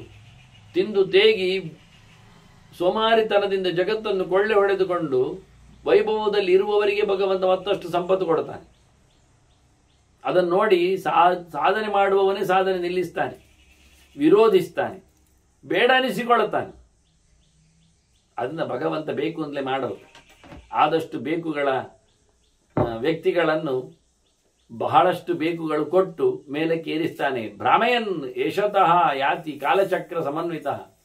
ಹೋಗಲಿ, ಆಗಲಿ, ಮುಂದುವರಿಲಿ, ಇರಲಿ ಹೇಳಿಕೊಂಡು ಅವರನ್ನು ಮತ್ತಷ್ಟು ತಿರುಗಿಸ್ತಾನೆ. ಭೂತಾನಿ ಮೋಹಯನ್ ನಿತ್ಯಂ ಚಕ್ರಸ್ಯ ರಯಂಗದ. ಎಷ್ಟು ಸ್ಪೀಡ್ ಇದ್ದಾನೆ ದೇವರು ಅಂದರೆ ಚಕ್ರದಷ್ಟೇ ಸ್ಪೀಡ್ ಇದ್ದಾನೆ, ತಡ ಇಲ್ಲ, ಜೋರಿದ್ದ. ಅಪ್ಡೇಟ್ ಅಂತ ಇರಲ್ಲ ಹಾಗೆ ಪ್ರತಿಯೊಬ್ಬರ ಆಸೆಗಳು ಇವತ್ತಿನದ್ದು ಆಗಿದೆ. ಹಳೆಯ ಕಥೆಯಲ್ಲಿಲ್ಲ, ಮತ್ತೆ ಮುಂದುವರಿದ ಆಸೆಗಳು. ಅದಕ್ಕೂ ಮುಂದುವರಿದು ದೇವರು ಕೂತಿದ್ದಾನೆ. ಇರಲಿ ಬಿಡು, ನಿನಗೆ ತಕೋ, ಕೇಳುವ ಮುಂಚೆ ಸ್ಯಾಂಕ್ಷನ್. ಪ್ರಪಂಚದ ಸೊತ್ತುಗಳು ಬೇಕು ಅಂದವನಿಗೆ ಭಗವಂತ ಮತ್ತಷ್ಟು ವಿಸ್ತಾರವಾಗಿ ಪ್ರಪಂಚವನ್ನು ಸೃಷ್ಟಿ ಮಾಡಿಕೊಡ್ತಾನೆ. ಆಡು, ಓಡಾಡು, ನನ್ನ ಆಚೆ ಬರಬೇಡ ಅಂತ. ದೇವರನ್ನು ಆದಷ್ಟು ಮರೆಮಾಚಲಿಗಿರತಕ್ಕ ಸೊತ್ತುಗಳಿವು. ಅದರಿಂದ ಭ್ರಾಮಯನ್ ಮೋಹಯನ್ ತಿರುಗಿಸುತ್ತಾನೆ, ತಪ್ಪು ಕಲ್ಪನೆಯನ್ನು ಮತ್ತೆ ಭರಿಸ್ತಾನೆ. ತಿರುಗಿದರು, ನಾನು ತಿರುಗ್ತಾ ಇದ್ದೇನೆ ಗೊತ್ತಿಲ್ಲ ಅವನಿಗೆ. ಹೋಗ್ತಾ ಉಂಟು, ಹೋಗ್ಲಿ ಅಂತಾನೆ. ಇನ್ನು ಗಮ್ಮತ್ ನೋಡಿ, ಜಾಯಿಂಟ್ ವೀಲಲ್ಲಿ ಕೂತವ ಅವನು ಸ್ವಿಚ್ ಹಾಕಿ ಕರೆಂಟ್ ಹಾಕಿ ತಿರುಗಿಸಿದಾಗೆ ಇವನಿಗೆ ಭಾರಿ ಖುಷಿ ಆಗ್ತದೆ. ತಿರುಗ್ತಾ ಉಂಟು, ಕಣ್ಣು ಕತ್ತಲೆ ಬರ್ತಾ ಉಂಟು, ಬೊಬ್ಬೆ ಹೊಡ್ಕೊಳ್ತಾ ಇದ್ದಾನೆ, ಅಯ್ಯೋ ಅಂತ ಇದ್ದಾನೆ. ಆದರೂ ಒಂದು ರೀತಿಯ ಜೋಶ್, ಹುಚ್ಚನಾಗಿ ಬೊಬ್ಬೆ ಹೊಡೆದು ಕೊನೆಗೆ ನಿಲ್ಲಿಸಿದ ತಕ್ಷಣ ತಿಂದದ್ದು ಪೂರ್ತಿ ಕಕ್ತಾನೆ. ತಲೆ ಪೂರಿ ಸುತ್ತು ಬಂದಿರ್ತದೆ, ನೆತ್ತದ ಪೂರ ಹೆಪ್ಪುಗಡ್ತದೆ. ಕೊನೆಗೆ ಮಲಗಿದವನು ಕೊನೆಯ ಸುತ್ತು ತಿರುಗಿದ್ದಾನೆ ಹೇಳಿ ಅವನನ್ನು ಮತ್ತೆ ಹೊತ್ಕೊಂಡು ಹೋಗ್ತಾನೆ. ಮನುಷ್ಯ ತನ್ನ ಪ್ರಾಣ ಹೋಗುವಕ್ಕಿಂತಲೂ ಜಾಸ್ತಿಯಾಗಿ ಕ್ರೀಡೆಯಲ್ಲಿ ತೊಡಗ್ತಾನೆ, ತಿನ್ನುವುದರಲ್ಲಿ ಬೀಳುತ್ತಾನೆ, ಕರ್ಮಗಳಲ್ಲಿ ಆಸಕ್ತನಾಗ್ತಾನೆ. ಇದನ್ನೇ ಹೇಳಿದ್ದು ಮೋಹಯನ್. ಅವನಿಗೆ ಪೂರಾ ತಿಳಿವಿಗೆ ಕತ್ತಲು. ಚಕ್ರದ ಸ್ಪೀಡ್ ಜೋರು ಇನ್ನಷ್ಟು. ಇವತ್ತು ವಾಹನಗಳು 250-300 ಕಿಲೋಮೀಟರ್ ಓಡುವ ಹಾಗೆ ಇಂಜಿನ್ಗಳನ್ನು ತಯಾರು ಮಾಡ್ತಾರಲ್ಲ, ಇವನಿಗೆ ಅದೇ ಖುಷಿ. ಒಳ್ಳೆ ರಸ್ತೆ ಹಾಕಿದ್ದಾರೆ, ರಸ್ತೆಯಲ್ಲಿ ಹರಿದು ಹೋಗದ ಮುಂಚೆ ಡಾಮರ್ ಬೇರೆ ಹಾಕಿದ್ದಾರೆ. ಭಾರಿ ಖುಷಿಯಲ್ಲಿ ಓದದ್ದೇ ಹೋದದ್ದು. ಒಂದரை ಕ್ಷಣದಲ್ಲಿ ಬರುವ ಒಂದು ಸಣ್ಣ ಹೊಂಡವು, ಗುಳಿಯು, ವ್ಯಕ್ತಿಯು, ವಸ್ತುವು ಅವನನ್ನು ಮತ್ತೆ ಇದು ಶಾಶ್ವತವಾಗಿ 3 ಜನ್ಮದಲ್ಲಿ ಫ್ರಾಕ್ಚರ್ ಆಗಿಸ್ತದೆ. 1-2 ಜನ್ಮ ಅಲ್ಲ, ಪೆಟ್ಟಿ ಬಿದ್ದ ರಭಸ ಹೇಗಿರ್ತದೆ ಅಂತ. ಈ ಜನ್ಮದಲ್ಲಿ ಮಾತ್ರ ಸತ್ತದ್ದಲ್ಲ, ಇನ್ನು ಮುಂದಿನ 3 ಜನ್ಮಕ್ಕೆ ಅವನು ಈಗಲೇ ಆಕ್ಸಿಡೆಂಟ್ ಕೇಸ್ ಆಗಿ ಅಪಘಾತದಿಂದ ಆಘಾತಕ್ಕೊಳಗಾಗಿ ಹುಟ್ಟಿ ಬರುವಾಗಲೇ ಮಾತಿಲ್ಲ. ಅದು ಕಳೆದ ಜನ್ಮದ ಸಿವಿಯರ್ ಆಕ್ಸಿಡೆಂಟ್ ಕೇಸ್. ಅದು ಮುಂದಿನ ಜನ್ಮದಲ್ಲಿ ಹುಟ್ಟುವಾಗಲೇ ಕೈಕಾಲುಗಳು ನಡಗ್ತವೆ, ಇಲ್ಲ, ಅದು ಕಳೆದ ಜನ್ಮದ್ದು ಆಕ್ಸಿಡೆಂಟ್ ಕೇಸಿನ ಪ್ರಭಾವ. ಮುಂದಿನ ಜನ್ಮದಲ್ಲಿ ಹುಟ್ಟುವಾಗಲೇ ಅವನಿಗೆ ಯಾವುದೇ ರೀತಿಯಾದಂತಹ ಬಲವೇ ಇಲ್ಲ, ಕಸುವೇ ಇಲ್ಲ, ಅದು ಹಿಂದಿನ ಜನ್ಮದ್ದು ಆಕ್ಸಿಡೆಂಟಿನ ಕೇಸಿನ ಮುಂದುವರಿಕೆ. ಹೀಗೆ ಅಂತ ನಾವು ಅಷ್ಟು ಸ್ಪೀಡ್. ಸ್ನೇಹದ್ರವ್ಯ ಸಮಾಯೋಗೆ ಕ್ಷೇತ್ರವಾಚನ್ ನವಸ್ತುಷು ತೆಲವತ್ ಪೀಡ್ಯತೆ ಚಕ್ರ. ಇಲ್ಲಿ ಒಳಗೆ ಕೂತಾಗ ಈ ಬಯಕೆಗಳನ್ನು ಹುಟ್ಟಿಸಿದವ, ಬಯಕೆಗಳ ಜೊತೆಯಲ್ಲಿ ನಮ್ಮನ್ನು ತಿರುಗಿಸಿದವ, ಬಯಕೆಗಳನ್ನು ಸಪ್ಲೈ ಮಾಡಿದವ, ಈ ಭೌತ ದೇಹಗಳನ್ನು ವೈಭವಯುತವಾಗಿ ಕೊಟ್ಟವ ಅವನೊಳಗಿದ್ದಾನಲ್ಲ. ಒಂದು ದೃಷ್ಟಿಯಿಂದವ ಈ ಗಾಣವನ್ನು ತಿರುಗಿಸುವವ, ಗಾಣದ ಸ್ವಾಮಿ ಇದ್ದಾನೆ. ನಮ್ಮನ್ನೆಲ್ಲ ಗಾಣದಲ್ಲಿ ಹಾಕಿ ನೋಡಿಕೊಳ್ಳುವವ, ರಟ್ಟದಂತೆ, ತಪ್ಪಿಸಿಕೊಳ್ಳದಂತೆ. ಕೆಲವು ತಪ್ಪಿಸಿಕೊಳ್ಳುತ್ತವೆ, ಗಾಣದ ಗೂಟಕ್ಕೆ ಬಂದಾಗ ಕೆಲವು ಕಳ್ಳ ಸೊತ್ತುಗಳಿರ್ತವೆ, ಅದನ್ನು ಮತ್ತೆ ಗಾಣಿಗೆ ದೂಡ್ಲಿಕ್ಕೆ ಉಂಟು, ಹೋಗ ಆಚೆ ಒಳಗೆ ಅಂತೇಳಿ.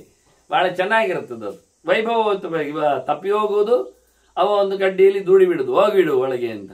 ಎಷ್ಟು ತಪ್ಪಿಸಿದರೇನಂತೆ, ಗಾಣದಲ್ಲಿ ಸಿಕ್ಕಿದವನಿಗೆ ತಪ್ಪಿಸಿಕೊಳ್ಳಲಿಕ್ಕೆ ಮತ್ತೆ ಹೊರಗೆ ಬರಲಿಕ್ಕೆ ಉಂಟು. ಹಾಗೆ ಅದರಂತೆ ಇಲ್ಲಿ ಕಾಯುತ್ತಿರುವ ದೇವರನ್ನು ಏನು ಮಾಡುವುದಿಲ್ಲ.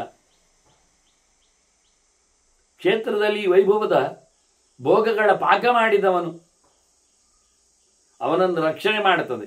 ಅವನಿಗೇನು ನಡೆಯುವುದಿಲ್ಲ, ಅವನು ಡಿಟ್ಯಾಚ್ಮೆಂಟ್, ಅವನು ಯಾವುದೇ ರೀತಿಯಾದ ಸಂಬಂಧದಲ್ಲಿ ಇಲ್ಲ, ನಿರ್ಲಿಪ್ತನಾಗಿದ್ದಾನಲ್ಲವ. ಮತ್ತೆ ಯಾರು ಈ ದೇಹದಲ್ಲಿ ಬಯಕೆಗಳ ಭೋಗಗಳ ನಡೆಯಲ್ಲಿ ಒದ್ದಾಡ್ತಿರ್ತಾನೆ, ಬಿದ್ದುಕೊಂಡಿದ್ದಾನೆ, ಸರ್ವಸ್ವನಾಗಿಕೊಂಡಿದ್ದಾನೆ, ಅವನೇ ತಿಲವತ್ ಪೀಡಿತೆ ಚಕ್ರೆ ಆದಿಯಂತ್ರ ಪ್ರಪೀಡಿತೆ.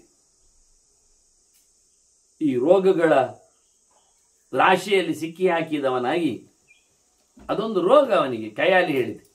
ಅದರಿಂದ ಆತನು ಎಳ್ಳಿನಂತೆ ಇಲ್ಲಿ ತಿರುಗಿಸಲ್ಪಡ್ತಾನೆ. ಹೇಗೆ ಅಂತ ಅದಕ್ಕೆ ಇನ್ನೊಂದು ದೃಷ್ಟಾಂತ ಕೊಡ್ತಾರೆ. ಬಡಿಶಾ ಅಧಿಷ್ಠಿತೆ ಯದ್ವತ್ ಜ್ಞಾನಿನಾಂ ಕರ್ಮ ಸಂಭವಂ. ಬಡಿಶ ಅಂದರೆ ಗಾಳ ಅಂತ ಅರ್ಥ. ಮೀನು ಹಿಡಿಯುವವರು ಗಾಳ ಹಾಕ್ತಾರೆ. ಗಾಳ ಹಾಕುವಾಗ ಅದರ ತುದಿಯಲ್ಲಿ, ಕೊಕ್ಕೆ ತುದಿಯಲ್ಲಿ ಒಂದು ಮಾಂಸದ ತುಂಡು ಕಣ್ಣಿಡುತ್ತಾರೆ, ಏನೋ ಒಂದು ಆಹಾರದ ತುಂಡು. ಆ ಗಾಳವನ್ನು ನೀರಿಗೆ ಹಾಕಿದ ತಕ್ಷಣ ಗಂಧಕ್ಕೆ, ಅಲ್ಲಿ ಸಿಕ್ಕಿಸಿಕೊಂಡ ಪದಾರ್ಥದ ಪರಿಮಳಕ್ಕೆ ಮೀನುಗಳು ಬಾಯಿ ಹಾಕ್ತಾರೆ. ಬಾಯಿ ಹಾಕಿದ್ದ ತಕ್ಷಣ ಏನೊಂದು ತಿನಿಸಿದೆ, ತಿನಿಸಿನ ಒಳಗೆ ಬಾಯಿ ಹೋಗಿದೆ, ದೊಡ್ಡದು ಬಾಯಿ ಹಾಕೊಂಡು ಗುಳುಂ ಮಾಡಬೇಕಂತ ಹೊರಟಿದ್ದಾರೆ. ಅದರ ತಿನಿಸಿನ ಮೇಲೆ ಬಾಯಿ ಹಾಕಿದ ಅದರ ಬಾಯಿ ಒಳಬದಿಯಿಂದ ಕೊಕ್ಕೆಯಲ್ಲಿ ಸಿಕ್ಕಾಕೊಳ್ತದೆ, ಗಾಳದ ಕೊಕ್ಕೆಗೆ. ಮೀನು ಆ ಕೊಕ್ಕೆಯಿಂದ ತಪ್ಪಿಸಿಕೊಳ್ಳಿಕ್ಕಾಗದೆ ಒದ್ದಾಡ್ತದೆ.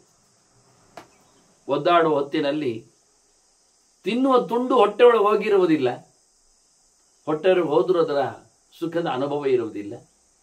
ಇದನ್ನು ತಪ್ಪಿಸಿಕೊಳ್ಳುವ ಒದ್ದಾಟ ಪಟ್ಟಾಗ ಇನ್ನಷ್ಟು ಕೊಕ್ಕೆ ಗಟ್ಟಿ ಆಗ್ತದೆ, ನೆತ್ತರು ಚಿಮ್ತದೆ, ಪ್ರಾಣ ಅದರದ್ದು ಹಾರಿ ಹೋಗ್ಲಿಕ್ಕೆ ಶುರು ಆಗ್ತದೆ.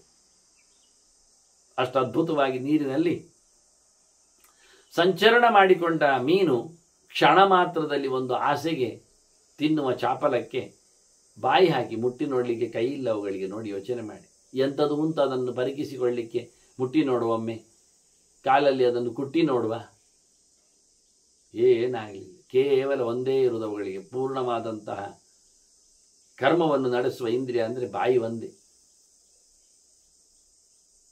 ವೇಗವಾಗಿ ಬಂದು ಬಾಯಿ ಹಾಕಿಕೊಂಡು ತನ್ನ ಮರಣವನ್ನು ತಾನೇ ಅಪ್ಪಿಕೊಳ್ಳುತ್ತದೆ, ತನ್ನ ಕೊನೆಯನ್ನು ತಾನೇ ಮಾಡ್ತದೆ. ನೋಡಿ ಭೋಗದ ಕಥೆ ಹೇಗೆ. ಬಡಿಶ ಅಧಿಷ್ಠಿತ ಯದ್ವತ್. ಒಬ್ಬ ತಿಳಿಯದವನ, ಮೂಢನ ಬದುಕು ಇದೇ ರೀತಿಯಾಗಿರ್ತದೆ. ಜ್ಞಾನಿಗಳು ತಮ್ಮ ಕರ್ಮಗಳಿಂದ, ಚಿಂತನೆಯಿಂದ ಇದನ್ನು ತಪ್ಪಿಸಿಕೊಂಡು ಹೋಗ್ತಾರೆ, ಎಚ್ಚರವನ್ನು ಪಡೆದಿರ್ತಾರೆ. ಆದರೆ ಮೀನಿಗೆ ಎಲ್ಲಿನ ಎಚ್ಚರ ಇದೆ? ಹಾಗಾಗಿ ಅಜ್ಞಾನಿಗಳು, ಮೂಢಜ್ಞಾನಿಗಳು, ತಪ್ಪು ಕಲ್ಪನೆಯವರು, ಅದೇ ಸತ್ಯ ಅಂತ ನಂಬಿಕೊಂಡು ಆಗ್ರಹದಲ್ಲಿ ಬಿದ್ದವರು, ಅವರು ಈ ಕರ್ಮದ ಕೋಟೆಯೊಳಗೆ ಮತ್ತೆ ಬೀಳುತ್ತಾರೆ. ಈ ದೇಹ ಮತ್ತೆ ಅವರಿಗೆ ಸಿಗ್ತದೆ, ಮತ್ತೆ ಅವರು ಸಾಧನೆಗಾಗಿ ಮತ್ತೆ ಸುತ್ತುವರಿಯಾಗ್ತದೆ. ಈ ರೀತಿಯಾಗಿ ಚಕ್ರ ಇದೆ ಅಂತ ಹೇಳ್ತಾನೆ. ಬಹಳ ಸುಂದರವಾದಂತಹ ವ್ಯವಸ್ಥೆ. ಕರ್ಮ ತತ್ಕುರುತೆ ತರ್ಷಾತ್ ಅಹಂಕಾರ ಪರಿಗ್ರಹ. ನಾನು ಮಾಡಿದೆ ಎನ್ನತಕ್ಕಂತಹ ಬಹಳ ದೊಡ್ಡದಾದಂತಹ ಬ್ರ್ಯಾಂಡಿನಿಂದ ಮನುಷ್ಯ ಆಸೆ ಪಟ್ಟು ಕೆಲಸವನ್ನು ಮಾಡ್ತಾನೆ. ಕೆಲಸವೋ ಬೂಟಾಟಿಗೆ ತುಂಬಿದ್ದೆ, ಡಾಳಾಗಿರ್ತದೆ. ಕೆಲವು ಇತ್ತೀಚಿನ ದೇವಾಲಯಗಳೆಲ್ಲ ಮೆರೆದು ನಿಂತಂತೆ, ಸುತ್ತಮುತ್ತಲು ಪೌಳಿ, ಅದರ ಪಕ್ಕಾಸು, ಇವುಗಳದ್ದೇ ವೈಭವಗಳು, ಕಾರ್ಬಾರಗಳು. ಒಳಗೆ ದೇವರು ಮಾತ್ರ ಚಪ್ಪೆ. ದೇವರ ವಿಷಯದಲ್ಲಿ ದೊಡ್ಡ ಮೊತ್ತ 0. ಸಬ್ಜೆಕ್ಟ್ ಏನು ಗೊತ್ತಿಲ್ಲ. ಎಷ್ಟೋ ಪೂಜೆಯವರಲ್ಲಿ ಮೂರ್ತಿ ಹೇಗಿದೆ ಉಂಟು ಕೇಳಿದರೆ ಅವರಿಗೆ ಏನು ಹೇಳುವುದು ಗೊತ್ತಿಲ್ಲ. ಅದರ ಲಕ್ಷಣಗಳ ಬಗ್ಗೆ, ಕೈ ನಾಲ್ಕಿದೆಯೇ, ಏನು ಕೈಯಲ್ಲಿ ಹೇಗಿದೆ, ಹಿಡ್ಕೊಂಡ ಅವನ ಆಯುಧಗಳ ಸ್ವರೂಪಗಳು ಹೇಗಿವೆ, ಲಕ್ಷಣಗಳು ನಿರ್ದೇಶ ಮಾಡಲಿಕ್ಕೆ ಬರ್ತದ ಗೊತ್ತಿಲ್ಲ ಅಂತ. ನಮ್ಮಂತೂ ಕರಾವಳಿಯಲ್ಲಿ ಬಹಳಷ್ಟು ಕಡೆಯಲ್ಲಿ ಲಿಂಗಗಳದ್ದೇ ವೈಭವ. ಹಾಗಾಗಿ ಅವು ಪ್ರತಿಯೊಂದು ಲಿಂಗಗಳಿಗೆ ಹೆಸರುಗಳಿವೆ. ಆಕಾರದ ಮೇಲಿನ ಲಕ್ಷಣದಿಂದಾಗಿ ಉದ್ದ, ಉರುಟು, ಎತ್ತರ, ದಪ್ಪ, ಅಗಲ, ಚೌಕ, ಸಪೂರ, ಹೀಗಾಗಿ ಅವುಗಳ ತುದಿ, ಬುಡ, ನಡು ಇವನ್ನೆಲ್ಲ ಇಟ್ಟುಕೊಂಡು ಅದಕ್ಕೆಲ್ಲ ಪ್ರತ್ಯೇಕವಾದಂತಹ ಲಿಂಗಾರ್ಚನ ತಂತ್ರಗಳೆಲ್ಲ, ಪುರಾಣಗಳೆಲ್ಲ ಬಹುಮುಖದ ಅಸ್ತಿತ್ವನ ಹೇಳ್ತವೆ. ಆದರೆ ನಮಗೆ ಯಾರಿಗೂ ಅದರ ಲಿಂಗ ಯಾವುದು ಅಂತ ಪೂಜೆಯವರ ಹತ್ರ ಹೇಳಿದರೆ ಅದು ಗೊತ್ತಿಲ್ಲ ಅಂತ. ಖಾಲಿ ಲಿಂಗಕ್ಕೆ ಮಾತ್ರ ಅಲ್ಲ, ಬಾವಿಯಲ್ಲೇ 10 ಪ್ರಭೇದಗಳಿವೆ. ಅಳತೆ ಲೆಕ್ಕಾಚಾರದಲ್ಲಿ, ಕಟ್ಟುವ ಕಥೆಯಲ್ಲಿ ಎಲ್ಲದಕ್ಕೊಂದು ಲಕ್ಷಣಗಳಿವೆ. ಅದಕ್ಕೆ ಎಷ್ಟು ಎನ್ನುವುದನ್ನು ಹೇಳಲಿಕ್ಕೆ ಅದರ ಹೆಸರಿದೆ. ಬಾವಿ ಇದ್ದವರ ಮನೆಯಲ್ಲಿ ಹೆಸರು ಇದೆ ಎನ್ನುವುದೇ ಗೊತ್ತಿಲ್ಲ, ಅವರಿಗೆ ಇನ್ಯಾವ ಹೆಸರು ಗೊತ್ತಾಗುವುದೇ. ಅದರಂತೆ ಭಗವಂತನ ಮೂರ್ತಿ ವಿಶೇಷಗಳ ಪೂಜೆ ಇದು ಕರಾವಳಿಯಲ್ಲಿ ಉದ್ದಕ್ಕೆ ನಡೀತದೆ.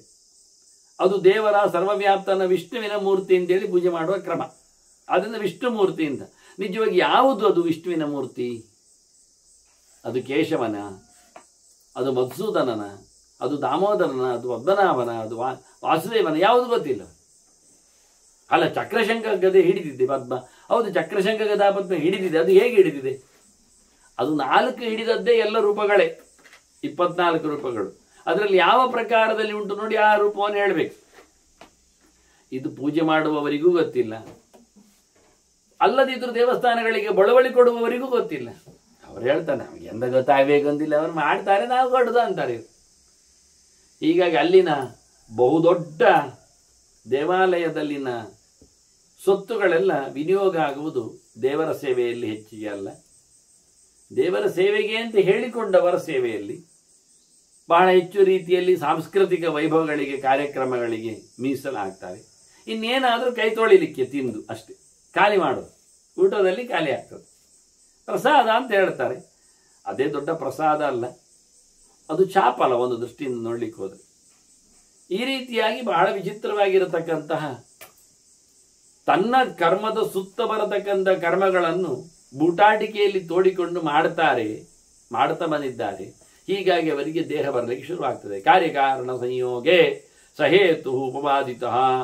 ಭಗವಂತನೇ ಇದಕ್ಕೆ ಕಾರಣನಾಗಿದ್ದಾನೆ, ದೇವರೇ ಇದನ್ನು ಕೊಡುಮಾಡುವುದು.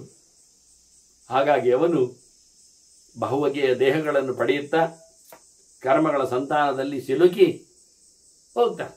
ಎಲ್ಲದಕ್ಕೂ ದೇವರು ಕಾರಣವನ್ನು ಕರ್ತ ಹೇಳುವಾಗ ಅಧಿಷ್ಠಾನಂ ಕಾರಣಂಚ ಪೃಥಗ್ವಿಧ ವಿವಿಧಾಶ್ಚ ಪೃಥಕ್ಚೇಷ್ಟ ದೈವಂಚೈವಾತ್ರ ಮಂಜಂ ಅಂತ ಕೃಷ್ಣನೇ ಹೇಳಿರ್ತಾನೆ. ಹಾಗೆ ಎಲ್ಲ ಬಗೆಯಲ್ಲಿಯೂ ಭಗವಂತ ಮಾಡಿಸುವ ಮೂಲಕ ಇಲ್ಲಿ ನಡೀತದೆ ಕೆಲಸಗಳು. ಜೀವನ ಸೋಮಾರಿತನದಿಂದಾಗಿ ಇದು ಕೆಲಸ ಆಗಿ ಹೋಗ್ತದೆ, ಮತ್ತೆ ತಿರುಗುವ ಕತೆ ಉಂಟು ಆಗ್ತದೆ ಅಂತ. ಹೇಗೆ ಅಂದರೆ ಇದಕ್ಕೊಂದು ಚಂದವಾದಂತಹ, ಮತ್ತೆ ಇದು ಗುರು ಶಿಷ್ಯರ ಸಂವಾದವೇ ಉಂಟು. ಗುರುವನ್ನು ಶಿಷ್ಯ ಬಿಟ್ಟು ಹೋಗ್ತಾನ ಒಳ್ಳೆಯವನಾಗಿದ್ರೆ? ಇಲ್ಲ. ಶಿಷ್ಯನನ್ನು ಗುರು ಬಿಡ್ತಾನ ಒಳ್ಳೆ ಸೇವೆ ಮಾಡಿದಾಗ? ಇಲ್ಲ. ಹಾಗಾಗಿ ತತ್ವಜ್ಞಾನವನ್ನು ಪಡೆದ ಶಿಷ್ಯ ಕೆಲಸ ಆಯಿತು ಅಂತ ಹೇಳಿ ಕೆಲಸ ಮಾಡಿಕೊಟ್ಟ ಗುರುಗಳನ್ನು ಎಂದೂ ಮರೆಯುವುದಿಲ್ಲ. ಹಾಗಾಗಿ ಇದರ ನಂಟು, ಕಾರ್ಯಕಾರಣಗಳ ನಂಟು ಬಹಳ ಸುಂದರವಾಗಿ ಹೇಳುತ್ತ. ಒಟ್ಟು ಕೇಳ್ತಾ ಇರುವಂಥದ್ದು, ಯಥಾ ಚಾಕರ್ಣ್ಯ ತಶಿಷ್ಯ ತತ್ವಜ್ಞಾನವನುತ್ತಮಂ ನಾತ್ಯೇತಿ ಕಾರಣಂ. ಅವನ ಜ್ಞಾನಕ್ಕೆ ಕಾರಣವಾದಂತಹ ಯಾರು ಗುರು ಇದ್ದಾನೆ ಅವನನ್ನು ಎಂದು ದಾಟಿ ಮೀರಿ ಹೋಗುವುದಿಲ್ಲವ. ಅವರಿಗೆ ಬೇಸರ ಆಗುವಂತೆ ವರ್ತಿಸುವುದಿಲ್ಲ, ಅವರನ್ನು ಅತಿಕ್ರಮಣ ಮಾಡುವುದಿಲ್ಲ, ಅವರ ಆಜ್ಞೆಗಳನ್ನು ಮೀರುವುದಿಲ್ಲವ. ಒಬ್ಬ ಒಳ್ಳೆ ಶಿಷ್ಯ ಜ್ಞಾನವನ್ನು ಪಡೆದ ಬಳಿಕ ಅದಕ್ಕೆ ಕಾರಣರಾಗಿ ನಿಂತಹ ಗುರುಗಳನ್ನು ಬಿಡಲಿಕ್ಕೆ ಬರುವುದಿಲ್ಲ. ಅದರಂತೆ ಕಾರ್ಯವಾಗಿರುವಂಥದ್ದು ಜ್ಞಾನವನ್ನು ಪಡೆದದ್ದು. ಆ ಜ್ಞಾನ ಪಡೀಲಿಕ್ಕೆ ಕಾರಣರಾದವರು ಗುರುಗಳು. ಅಂದ ಕಾರ್ಯಕಾರಣಗಳ ತ್ಯಾಗ ಆಗಲಿ ದಾಟುವಿಕೆ ಆಗಲಿ ಇಲ್ಲ. ಹೇಗೂ ಹಾಗೆ ನ ಕಾರ್ಯಂ ಕಾರಣ ಅಂತದ. ಕಾರ್ಯವನ್ನು ಕಾರಣ ಮೀರುವುದಿಲ್ಲ, ಕಾರಣವನ್ನು ಕಾರ್ಯ ಮೀರುವುದಿಲ್ಲ, ಎರಡೊಟ್ಟೆ ಇರ್ತದೆ. ಅಂದ ಪ್ರಕೃತಿ ಕಾರಣವಾಗಿ ನಿಂತ ಭಗವಂತ ಪುರುಷ ವಿಶೇಷವಾಗಿ ನಿಮಿತ್ತ ಕಾರಣನಾಗಿ ಬಂದ ಇಡೀ ಪ್ರಪಂಚ ಎನ್ನತಕ್ಕಂಥ ಕಾರ್ಯ, ಅದರಲ್ಲಿ ಬರತಕ್ಕಂಥ ಜೀವಿಗಳ ದೇಹದ ಸಂಬಂಧಗಳು ಅದು ನಿರಂತರವಾಗಿ ಇದ್ದೇ ಇರ್ತದೆ. ಕಾರ್ಯ ಆದ ಬಳಿಕ ಕಾರಣಕ್ಕೆ ಕೆಲಸ ಇಲ್ಲ, ಸಂಬಂಧ ಬರುವುದಿಲ್ಲ, ಉಪಯೋಗಕ್ಕಿಲ್ಲ, ಹೇಳಲಿಕ್ಕೆ ಬರುವುದಿಲ್ಲ ಅಂತ. ನಾವಿವತ್ತು ಲೋಕದಲ್ಲಿ ಮಕ್ಕಳನ್ನು ಪಡೆದ ಬಳಿಕ ತಂದೆ ತಾಯಿಗಳು ಇನ್ನು ಅದಕ್ಕೆ ಸಂಬಂಧ ಇಲ್ಲ ಹೇಳಲಿಕ್ಕೆ ಆಗುವುದಿಲ್ಲವು. ಘಟವನ್ನು ಸೃಷ್ಟಿ ಮಾಡಿರತಕ್ಕಂಥ ಕುಂಬಾರನಿಗೆ ಘಟ ಎನ್ನುವುದು ಕಾರ್ಯ, ಕಾರಣ ಆದವ ಅವ ಇದ್ದಾನೆ, ಅವನೊಂದು ಕಾರಣ. ಮಣ್ಣು ಕಾರಣ ಇದ್ದಾಗೆ, ಮಣ್ಣಿನ ಜೊತೆಯಲ್ಲಿ ಕೋಲು ಕಾರಣ ಇರ್ತದೆ ಅದನ್ನು ಹದ ಮಾಡುವಲ್ಲಿ. ಹೊತ್ಕೊಂಡು ಬರಲಿಕ್ಕೆ ಕತ್ತೆಯೂ ಕಾರಣ ಇರ್ತದೆ, ಕಾಲವೂ ಕಾರಣ ಆಗಿರ್ತದೆ, ದೇಶವೂ ಕಾರಣ ಆಗಿರ್ತದೆ, ದೇವರ ಸಂಕಲ್ಪವೂ ಕಾರಣ ಆಗಿರ್ತದೆ, ಜನರ ಕರೆಯೂ ಕಾರಣ ಆಗಿರ್ತದೆ. ಅವರು ದುಡ್ಡು ಕೊಡಲಿಕ್ಕೆ ಹೋಗಿ ಬೇಕು ಅಂತ ಹೇಳಿಕೊಂಡದ್ದು ಆರ್ಡರ್. ಈಗ ಇವನ್ನೆಲ್ಲ ಇಲ್ಲ ಮಾಡಲಿಕ್ಕೆ ಆಗುವುದಿಲ್ಲ. ಹಾಗೆ ಮೂಲ ಕಾರಣನಾಗಂತ ಪ್ರಕೃತಿ, ಅದಕ್ಕೂ ಕಾರಣ ಆಗಿರತಕ್ಕಂಥ ಭಗವಂತ, ಇಲ್ಲಿ ಕಾರ್ಯವಾಗಿರತಕ್ಕಂಥ ದೇಹಗಳು ಕಾರ್ಯಾಣಿ ಅಮೂನಿ ಕರಣೆ ಕಾಲಹ ಭವತಿ ಹೇತುಮಾನ್. ಎಲ್ಲಕ್ಕೂ ಮುಖ್ಯ ಕಾರಣನಾದವ ಭಗವಂತ. ಕಾಲೋಸ್ಮಿ ಲೋಕ ಕ್ಷಯಕೃತ್ ಪ್ರವೃತ್ತ ಅಂತ ಕಾಲಚಕ್ರನಾಗಿ, ಅದಕ್ಕೂ ಕಾರಣನಾಗಿ ಜಡವಾದ ಕಾಲ ಎನ್ನುವ ಚಕ್ರ ತಿರುಗಲಿಕ್ಕೆ ಕಾರಣವೂ ದೇವರು. ಅದನ್ನು ಹೇತುಯುಕ್ತ ಪ್ರಕೃತಯ, ಈ ಪಂಚಭೂತಗಳಾಗಲಿ, ಅದಕ್ಕೂ ಮೊದಲು ಹೇಳಿರತಕ್ಕಂಥ ಅವ್ಯಕ್ತದಿಂದ ಅಥವಾ ಅವ್ಯಕ್ತವನ್ನು ಇಟ್ಟುಕೊಂಡೇ ಇರುವ ಮಹತಾಂಕಾರಗಳು, ಈ 8 ಮೂಲ ಅಂತ ಹೇಳಿಕೊಂಡದ್ದು, ಇವುಗಳಿಗೆ ಕಾರಣನಾದವ ಭಗವಂತ. ಅದು ಈ ಜಡವಾದಂತಹ ಪ್ರಕೃತ್ಯಾದಿಗಳಿಗೆ ಕಾರಣಲಾದವಳು ಚಿತ್ಪ್ರಕೃತಿ ಇದ್ದಾಳೆ, ಅವಳಿಗೂ ಭಗವಂತ ಕಾರಣ ಇದ್ದಾನೆ. ಮುಂದಕ್ಕೆ ಬಂದಿರತಕ್ಕಂಥ ವಿಕಾರಗಳು ನಮ್ಮ ದೇಹದಲ್ಲಿ ಆಗಿರುವಂಥದ್ದು ಇಂದ್ರಿಯಗಳು, ಜ್ಞಾನೇಂದ್ರಿಯಗಳು, ಕರ್ಮೇಂದ್ರಿಯಗಳು, ಜೊತೆಯಲ್ಲಿ ಮನಸ್ಸು. ಹೀಗೆ ಪ್ರಕೃತಿ ವಿಕೃತಿ ಅಂತ ಹೇಳಿಕೊಂಡು ಸೃಷ್ಟಿಯಲ್ಲಿ ಬಹುಮುಖವನ್ನು ಉಲ್ಲೇಖ ಮಾಡ್ತಾರೆ. ಮೂಲವಾಗಿರುವುದು, ವ್ಯತ್ಯಾಸಗೊಂಡಿರುವುದು, ನಡುವೆ ವ್ಯತ್ಯಾಸವಾಗಿ ಮೂಲತನವನ್ನು ಒಪ್ಪಿಕೊಂಡಿರುವುದು ಅಂತ. ಪ್ರಕೃತಿ ವಿಕೃತಯ ಸಪ್ತ ಅಂತ ಹೇಳಿಕೊಳ್ಳುವ ನಡುವಿನ ಪ್ರಕಾರ. ಮುಂದೆ ಹೇಳುವಾಗ ವೈಕಾರಿಕ ಅಂತ ಹೇಳಿಕೊಂಡು ಸೃಷ್ಟಿಯನ್ನು ಹೇಳುವ ವಿಕಾರ ಸೃಷ್ಟಿ ಅಂತ. ವಿಕಾರಕ್ಕಿಂತ ಮೊದಲ ಸೃಷ್ಟಿ ಪ್ರಕೃತಿ ಸೃಷ್ಟಿ ಪ್ರಾಕೃತವಾದದ್ದು, ಯಶ ಪ್ರಾಕೃತಿಕ ಸರ್ಗ ಅಂತ ಉಲ್ಲೇಖ ಮಾಡ್ತಾರೆ. ಇವನ್ನೆಲ್ಲ ಇಟ್ಟುಕೊಂಡು ಇವೆಲ್ಲ ಒಟ್ಟೊಟ್ಟು ಸೇರಿಕೊಂಡು ಕೆಲಸ ಆಗುವಂಥದ್ದು. ಯಥಯುಕ್ತ ಪ್ರಕೃತಯ ವಿಕಾರಾಶ್ಚ ಪರಸ್ಪರಂ ಅನ್ಯೋನ್ಯಂ ಅಭಿವರ್ತಂತೆ. ಇವೆಲ್ಲ ಒಂದರ ಒಂದು ನಂತರದಲ್ಲಿ ಸೃಷ್ಟಿಯಾಗ್ತಾ, ಒಂದರ ಒಂದರೊಳಗೆ ಲೀನಗೊಳ್ಳುತ್ತಾ, ಸೂಕ್ಷ್ಮವಾಗಿದ್ದದ್ದು ಸ್ಥೂಲವಾಗ್ತಾ, ದೇಹದಲ್ಲಿ ಅದು ಪರಿಣಾಮವನ್ನು ಕೊಡುತ್ತಾ, ಜೀವನಿಗೆ ದೇಹದ ನೆಲೆಯಲ್ಲಿ ಅದು ಬಹಳ ಭಯಂಕರವಾಗಿ ಮೆರವಣಿಗೆಯಲ್ಲಿ ನಿಂತು ಸಾವಿನ ತನಕ ಜೀವನನ್ನು ಹೊತ್ಕೊಂಡು ಹೋಗ್ತದೆ. ಶರೀರಂ ರಥಮೇವಚ ಅಂತ ಹೇಳಿದ್ರಲ್ಲ, ದೇಹವೇ ರಥ ಜೀವನಿಗೆ ಅಂತ. ಯಾವತ್ತು ನೋಡಿದ್ರು ಅವನು ಪ್ರಯಾಣದಲ್ಲಿ ಇರುವುದು, ರಥದಿಂದ ಇಳಿಯುವುದಿಲ್ಲ. ಇಳಿದ್ರೆ ಮತ್ತೆ ರಥ ಹತ್ತಲಿಕ್ಕೆ ಆಗುವುದಿಲ್ಲ, ಅವನಿಗೆ ಬೇರೆ ರಥ ಬೇಕಾಗ್ತದೆ. ಅದು ಎಂಥ ರಥ ಗೊತ್ತಿಲ್ಲ. ಮತ್ತೆ ಅದು ಇದು ಒಂದು ರೀತಿಯ ಪಾಲಕಿ ಇದ್ದಾಗೆ ನಮಗೆ ದಿನನಿತ್ಯ ಪಾಲಕಿಯಲ್ಲಿ ಮೆರವಣಿಗೆ ಎಲ್ಲಿಗೆ ಅಂತ ಇಲ್ಲ. ಕೊನೆ ಹೊತ್ತಿನಲ್ಲಿ ಬಾಲಕಿ ಮೆರವಣಿಗೆ ಅದು ಸ್ಮಶಾನಕ್ಕೂ ಹೋಗುವುದುಂಟು ಬಾಲಕಿ ಸಮೇತ, ಮತ್ತೆ ಹಿಂದೆ ಬರಲಿಕ್ಕಿಲ್ಲ. ಹಾಗಾಗಿ ವಿಚಿತ್ರವಾಗಿರತಕ್ಕಂಥ ಇವನ ಕಥೆಯನ್ನು ಉಲ್ಲೇಖ ಮಾಡ್ತಾರೆ. ಅನ್ಯೋನ್ಯ ಅಭಿವರ್ತಂತೆ ಪುರುಷಾಧಿಷ್ಠಿತಾ ಸದಾ. ಯಾವಾಗಲೂ ಈ ದೇಹ ಎನ್ನುವುದು ಜೀವನಿಷ್ಠಿತವಾಗಿ ಇರ್ತದೆ, ಜೀವ ಎನ್ನುವುದು ದೇವರ ಅಧಿಷ್ಠಿತನಾಗಿ ಇರ್ತಾನೆ. ಈ ದೇಹದಲ್ಲಿ ಜೀವ ಇರಬೇಕಾದ್ರೂ ದೇವರು ಬೇಕು. ಪ್ರಕೃತಿ ದೇಹ, ಅದರಲ್ಲಿ ಪುರುಷ ಜೀವ. ಈ ಪುರುಷ ಜೀವ ಈ ಪ್ರಕೃತಿ ದೇಹದಲ್ಲಿ ಇರಬೇಕಾದ್ರೆ ಪರಮಪುರುಷನಾದ ಭಗವಂತನ ಅನುಗ್ರಹಬೇಕು. ಈ ಪ್ರಕೃತಿ ಅದು ಮಹಾಲಕ್ಷ್ಮಿಯಿಂದ ನಿರ್ಮಿತವಾಗಿ ಕೂತಿದೆ. ಆ ಮಹಾಲಕ್ಷ್ಮಿಯಿಂದ ನಿರ್ಮಿತವಾದಂತಹ ಅವ್ಯಕ್ತದಿಂದ ಅದು ಅವ್ಯಕ್ತ ಕಾಣುವುದಿಲ್ಲ ಎಂದು ಹೇಳಿದ್ದಾರೆ.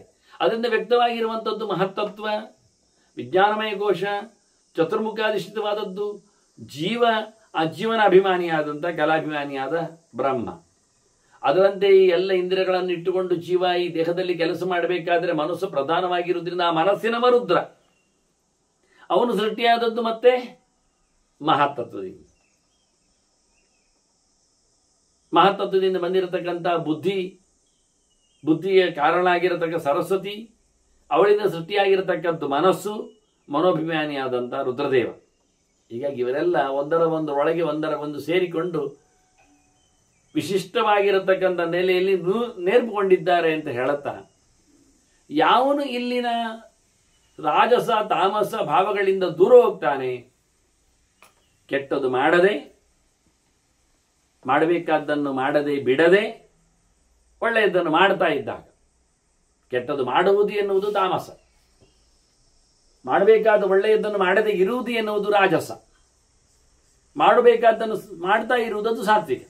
ಅಂದ್ರೆ ರಾಜಸ ತಾಮಸ ಭಾವಗಳಿಂದ ದೂರನಾಗಿ ರಜಸ್ ತಾಮಸೈಹಿ ಭಾವೈಹಿ ಚ್ಯುತ, ಅದನ್ನು ನಿಲ್ಲಿಸಿ ಮತ್ತೆ ಹೇತು ಬಲಾನ್ವಿತ ಕಾರಣವಾಗಿರತಕ್ಕಂಥ ಮಹಾಲಕ್ಷ್ಮಿಯ ಭಗವಂತನ ಪೂರ್ಣವಾದಂತಹ ಬಲಕ್ಕೆ ಅವರ ಅನುಗ್ರಹಕ್ಕೆ ಪಾತ್ರನಾಗಿ ಕ್ಷೇತ್ರಜ್ಞಮೇಮಾವನಿಯಾತಿ ಮಾಡಿಕೊಂಡರೆ ಅವ ದೇವರ ಬೆನ್ನ ಹಿಂದೆ ಹೋಗ್ಲಿಕ್ಕೆ ಅನುಕೂಲ ಆಗ್ತಾನೆ. ಈ ದೇಹವನ್ನು ತೊರಿತಾನೆ, ದೇಹವನ್ನು ಕೊಟ್ಟವನ ಹತ್ತಿರ ಸೇರ್ತಾನೆ. ಇರುವುದು ಇಲ್ಲೇ ಉಂಟು. ನಾವು ದೇಹವನ್ನು ಪಡೆದು ದೇಹ ನಮ್ಮದು ಅಂತ ಹೇಳುತ್ತಾ ದೇಹದ ಜೊತೆಯಲ್ಲಿ ನಾವು ಎಷ್ಟು ಹಿಂದೆ ಹೇಳಿತ್ತಲ್ಲ, ತೈಲ ಯಂತ್ರದಲ್ಲಿ ಇರುವಾಗ ಹೇಗಿತ್ತು ಅಂತ ಆದಿಗಳಿಂದ ವಿಚಿತ್ರವಾಗಿರತಕ್ಕಂತಹ ರೋಗಗಳಿಂದ ತುಂಬಿದ ಚಕ್ರ ಇದು ಅಂತ.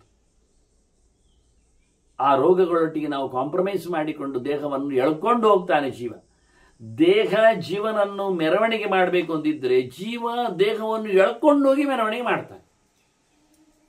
ಅವನಿಗೆ ತೋರಿಸುವ ಚಾಪಲ ಅದನ್ನೆಲ್ಲ ಮುಚ್ಚಿ ಹಾಕಿಕೊಂಡು, ರೋಗಗ್ರಸ್ತವಾದದ್ದನ್ನೆಲ್ಲ ಮತ್ತೆ ತೇಪೆ ಹಾಕಿಕೊಂಡು, ಏನು ವಿಚಿತ್ರ ಅಂತ. ಹಾಗಾಗಿ ದೇಹದಲ್ಲಿ ಭಗವಂತ ಅವನು ಜೀವನನ್ನು ನೆಲೆಗೊಳಿಸಿದ್ದಾನೆ. ಅವನು ಇರಲಾಗಿದ್ದು ಗಟ್ಟಿಯಾಗಿದೆ. ಯಾವಾಗ ಈ ಕ್ಷೇತ್ರದಲ್ಲಿ ಕ್ಷೇತ್ರಸ್ವಾಮಿಯಾದಂತಹ ಪರಮಾತ್ಮನನ್ನೇ ತಾನು ಅಲ್ಲ ಅಂತ ಹೇಳಿಕೊಂಡು ನಂಬಿ ನೋಡ್ತಾನೆ, ಅಂತವನು ದೇವರ ಬೆನ್ನ ಹಿಂದೆ ಹೋಗ್ತಾನೆ, ಈ ಕ್ಷೇತ್ರವನ್ನು ತೊರಿತಾನೆ. ಕ್ಷೇತ್ರವನ್ನು ಕೊಟ್ಟವನ, ಕ್ಷೇತ್ರ ಸ್ವಾಮಿಯಾದವನ, ಕ್ಷೇತ್ರಜ್ಞಂಚ ಅಭಿಮಾಂ ವಿದ್ಧಿ ಕೃಷ್ಣ ಹೇಳಿದ್ದ.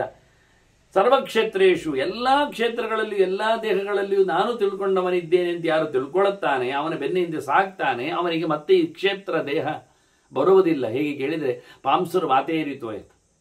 ಗಾಳಿ ಬಂದಾಗ ಧೂಳು ಬಂದು ಬಿಡ್ತದೆ. ಧೂಳನ್ನು ಗಾಳಿ ಎತ್ಕೊಂಡು ಓಡಿ ಹೋಗ್ತದೆ.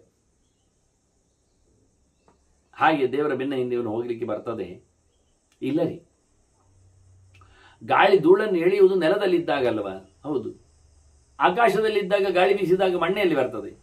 ಮಣ್ಣು ಸಿಗಲಾರದಷ್ಟು ಎತ್ತರಕ್ಕೆ ಗಾಳಿ ಚೆಲ್ಲಾಡಿದರೆ, ನಿಮ್ದು ಬಿರುಗಾಳಿಯಲ್ಲಿ ಚಂಡಮಾರುತದಲ್ಲಿ ನಮ್ಮ ಮನೆ ಮಠ ಮಂದಿರ ಎಲ್ಲಿದೆ? ಇಲ್ಲಲ್ಲ.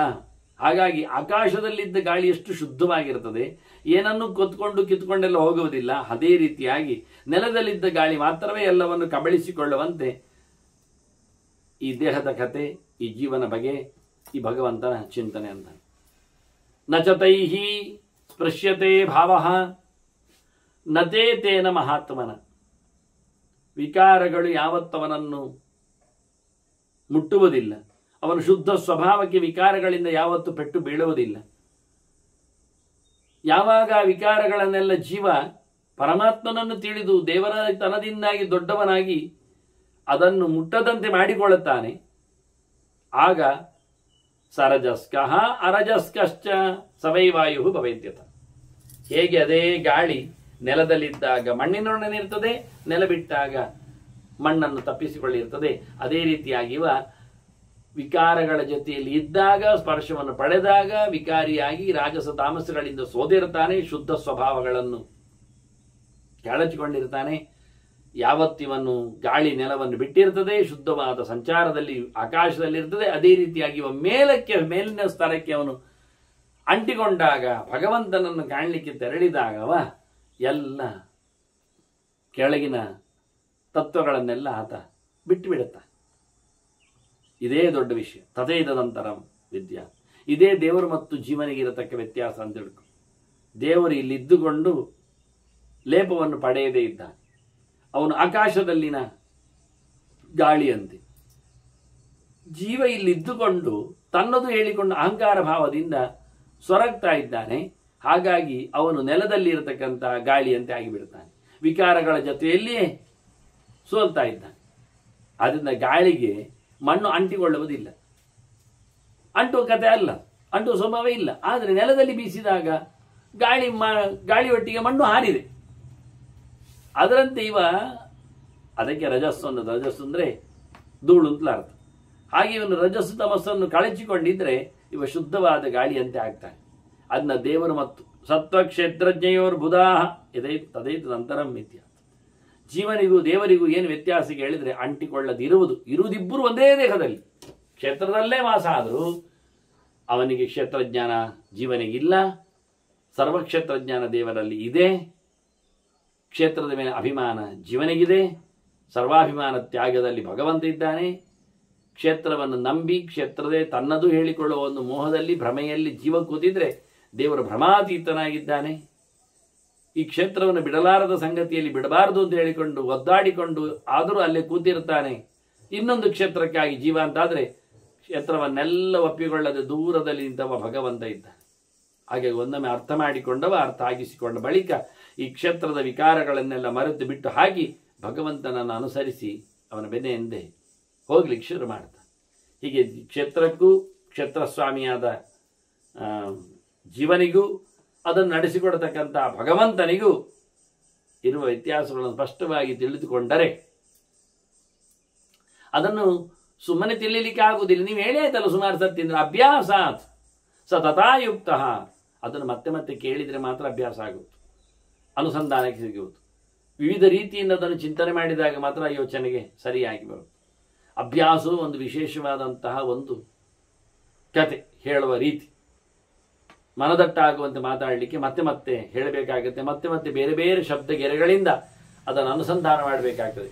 ಈ ರೀತಿಯಾಗಿ ಅಭ್ಯಾಸ ಮಾಡಿಕೊಂಡವನು ಎಲ್ಲವನ್ನೂ ಕಳಚಿ ಕೂತಾರೆ. ವಿಶೇಷವಾಗಿ ಭಗವಂತನ ಚಿಂತನೆಯಲ್ಲಿ ಮಾತ್ರ ನೆಲೆಗೊಂಡರೆ ಸಗಚ್ಚೇತ್ ಅವು ನಗಚ್ಚೇತ್ ಪ್ರಕೃತಿ ಪುನಃ, ಅವನು ಮತ್ತೆ ಪುನಃ ಪ್ರಕೃತಿಗೆ ಬರುವುದಿಲ್ಲ, ದೇಹವನ್ನು ಹೊತ್ತುಕೊಳ್ಳುವುದಿಲ್ಲ, ವಿಕಾರಕ್ಕೆ ಬದ್ಧನಾಗುವುದಿಲ್ಲ, ಕಾಲಚಕ್ರದಲ್ಲಿ ಸಿಕ್ಕಿಬೀಳುವುದಿಲ್ಲ, ಸಂಸಾರದಲ್ಲಿ ಸರಣ ಮಾಡುವುದಿಲ್ಲ, ಮತ್ತೆ ಜರಾಮರಣದ ಈ ಚಕ್ರದಲ್ಲಿ ಸೃಷ್ಟಿಲಯದ ಯೋಚನೆಯಲ್ಲಿ ಅವನು ಬರುವುದಿಲ್ಲ. ಹಾಗಾಗಿ ಕೇಳಬೇಕಾದು ತಥಾ ವಾರ್ತಾಂ ಸಮೀಕ್ಷೇತ, ದೇವರ ಬಗ್ಗೆ ಚಿಂತನೆ ಮಾಡು. ಸಂ ವಾರ್ತಾಂ ಈಕ್ಷೇತ, ಸಂಪೂರ್ಣವಾದ ಭಗವಂತನ ಚಿಂತನೆಯನ್ನು ನಡೆಸು. ಸಂಪ್ರತಿ ವಾರ್ತಾಹ ಶ್ರೀ ಅಂತ ಹೇಳಿಕೊಂಡು ಯಾವುದೋ ಲೋಕದ ವಾರ್ತೆಯನ್ನು ಕೇಳಲಿಕ್ಕೆ ಹೋಗಬೇಡ. ದಿನನಿತ್ಯ ನಡೀತದೆ ಯುದ್ಧಗಳು, ದುಡ್ಡುಗಳು, ದುಮ್ಮಾನಗಳು, ಪ್ರಶಸ್ತಿಗಳು, ದೌಲತ್ತುಗಳು, ಇವೆಲ್ಲ ಯಾವತ್ತೂ ಆಗುವಂಥದ್ದೇ. ಅದನ್ನು ಕೇಳುತ್ತಾ ಮೈ ಮರೆಯಬೇಡ. ಕರೆಕ್ಟಾಗಿ ಕೃತಲಕ್ಷಣ ಸಂವಿಧಾಂ, ಯಾರಿಗೇನು ಲಕ್ಷಣ, ಏನು ಆಗಿದೆ, ಏನು ಮಾಡುವವರು, ಏನು ಮಾಡ್ತದೆ, ಎಲ್ಲಿ ಸಿಕ್ಕಿಬಿದ್ದಿದೆ, ಏನು ಮಾಡಿದೆ, ಪುಣ್ಯ ಪಾಪಗಳ ಕಥೆಯಲ್ಲಿ ಸಿಕ್ಕಿಬಿದ್ದವನು ಯಾರು, ಮಾಡಿದವರು ಯಾರು, ಫಲವನ್ನು ಬಯಸಿದವನು ಹೇಗೆ. ನಾವು ಉಣುತ್ತೇವೆ, ದೇವರು ನಮ್ಮೊಟ್ಟಿಗೆ ಉಣಬೇಕು ಅಂತ ಹೇಳಿದರೆ ದೇವರೇನು ಪುಣ್ಯವನ್ನು ಕೇಳಿದ್ನ, ಕ್ಯಾಶ್ ಮಾಡಿದ್ನ? ಇಲ್ಲ ತಾನೇ, ಬಿಟ್ಕೊಟ್ನಲ್ಲ. ಹಾಗಾದರೆ ಫಲವನ್ನು ಪಾಪವನ್ನು ಬಿಟ್ಟಿದ್ದಾನೆ, ಅದನ್ನು ಉಣ್ಣುವುದಿಲ್ಲ. ಆದ್ದರಿಂದ ಪುಣ್ಯ ಪಾಪಗಳಿಗೆ ಬದ್ಧರು ನಾವೇ ಇದ್ದೇವೆ. ಚೆನ್ನಾಗಿ ತಿಳ್ಕೊಂಡ್ರೆ ಈ ಸಂವಾದವನ್ನು, ಗುರುಗಳ ಶಿಷ್ಯರ ಚಿಂತನೆಯನ್ನು ಸರಿಯಾಗಿ ಅರಿತುಕೊಂಡರೆ ಅದು ಖಂಡಿತವಾಗಿಯೂ ಬಿಡಲೋ ಸುಖ ಆಗ್ತದೆ ಅಂತ ಚಿಂತನೆಯನ್ನು ಕೊಡ್ತಾರೆ. ಮತ್ತು ಗುರುಗಳು ಮಾತಾಡುವುದುಂಟು. ಇನ್ನೂ ಬಿಡಿಸಿ ಚಿಂತನೆಯನ್ನು ಗುರುಗಳು ಶಿಷ್ಯನಿಗೆ ಹೇಳುತ್ತಾರೆ. ಅದನ್ನು ಮತ್ತಷ್ಟು ಭೀಷ್ಮರು ಧರ್ಮರಾಜನಿಗೆ ಹೇಳಲಿಕ್ಕೆ ಉಂಟು. ಹಾಗೆ ಹೇಳಿದ್ದಾರೆ ಅಂತ ಶಾಂತಿ ಪರ್ವದ ಕಥೆಯನ್ನು ಜನಮೇಜಯ ಸರ್ಪಸತ್ರದಲ್ಲಿ ಕೇಳುವಾಗ ವೇದವ್ಯಾಸರ ಶಿಷ್ಯ ವೈಶಂಪಾಯನರು ಹೇಳಿದ್ದಾರೆ ಅಂತ ನಾನು ಹೇಳಿದ್ದೇನೆ ತಾನೆ. ಶ್ರೀಕೃಷ್ಣ ನಾರಾಯಣ ನಾರಾಯಣ ನಾರಾಯಣ.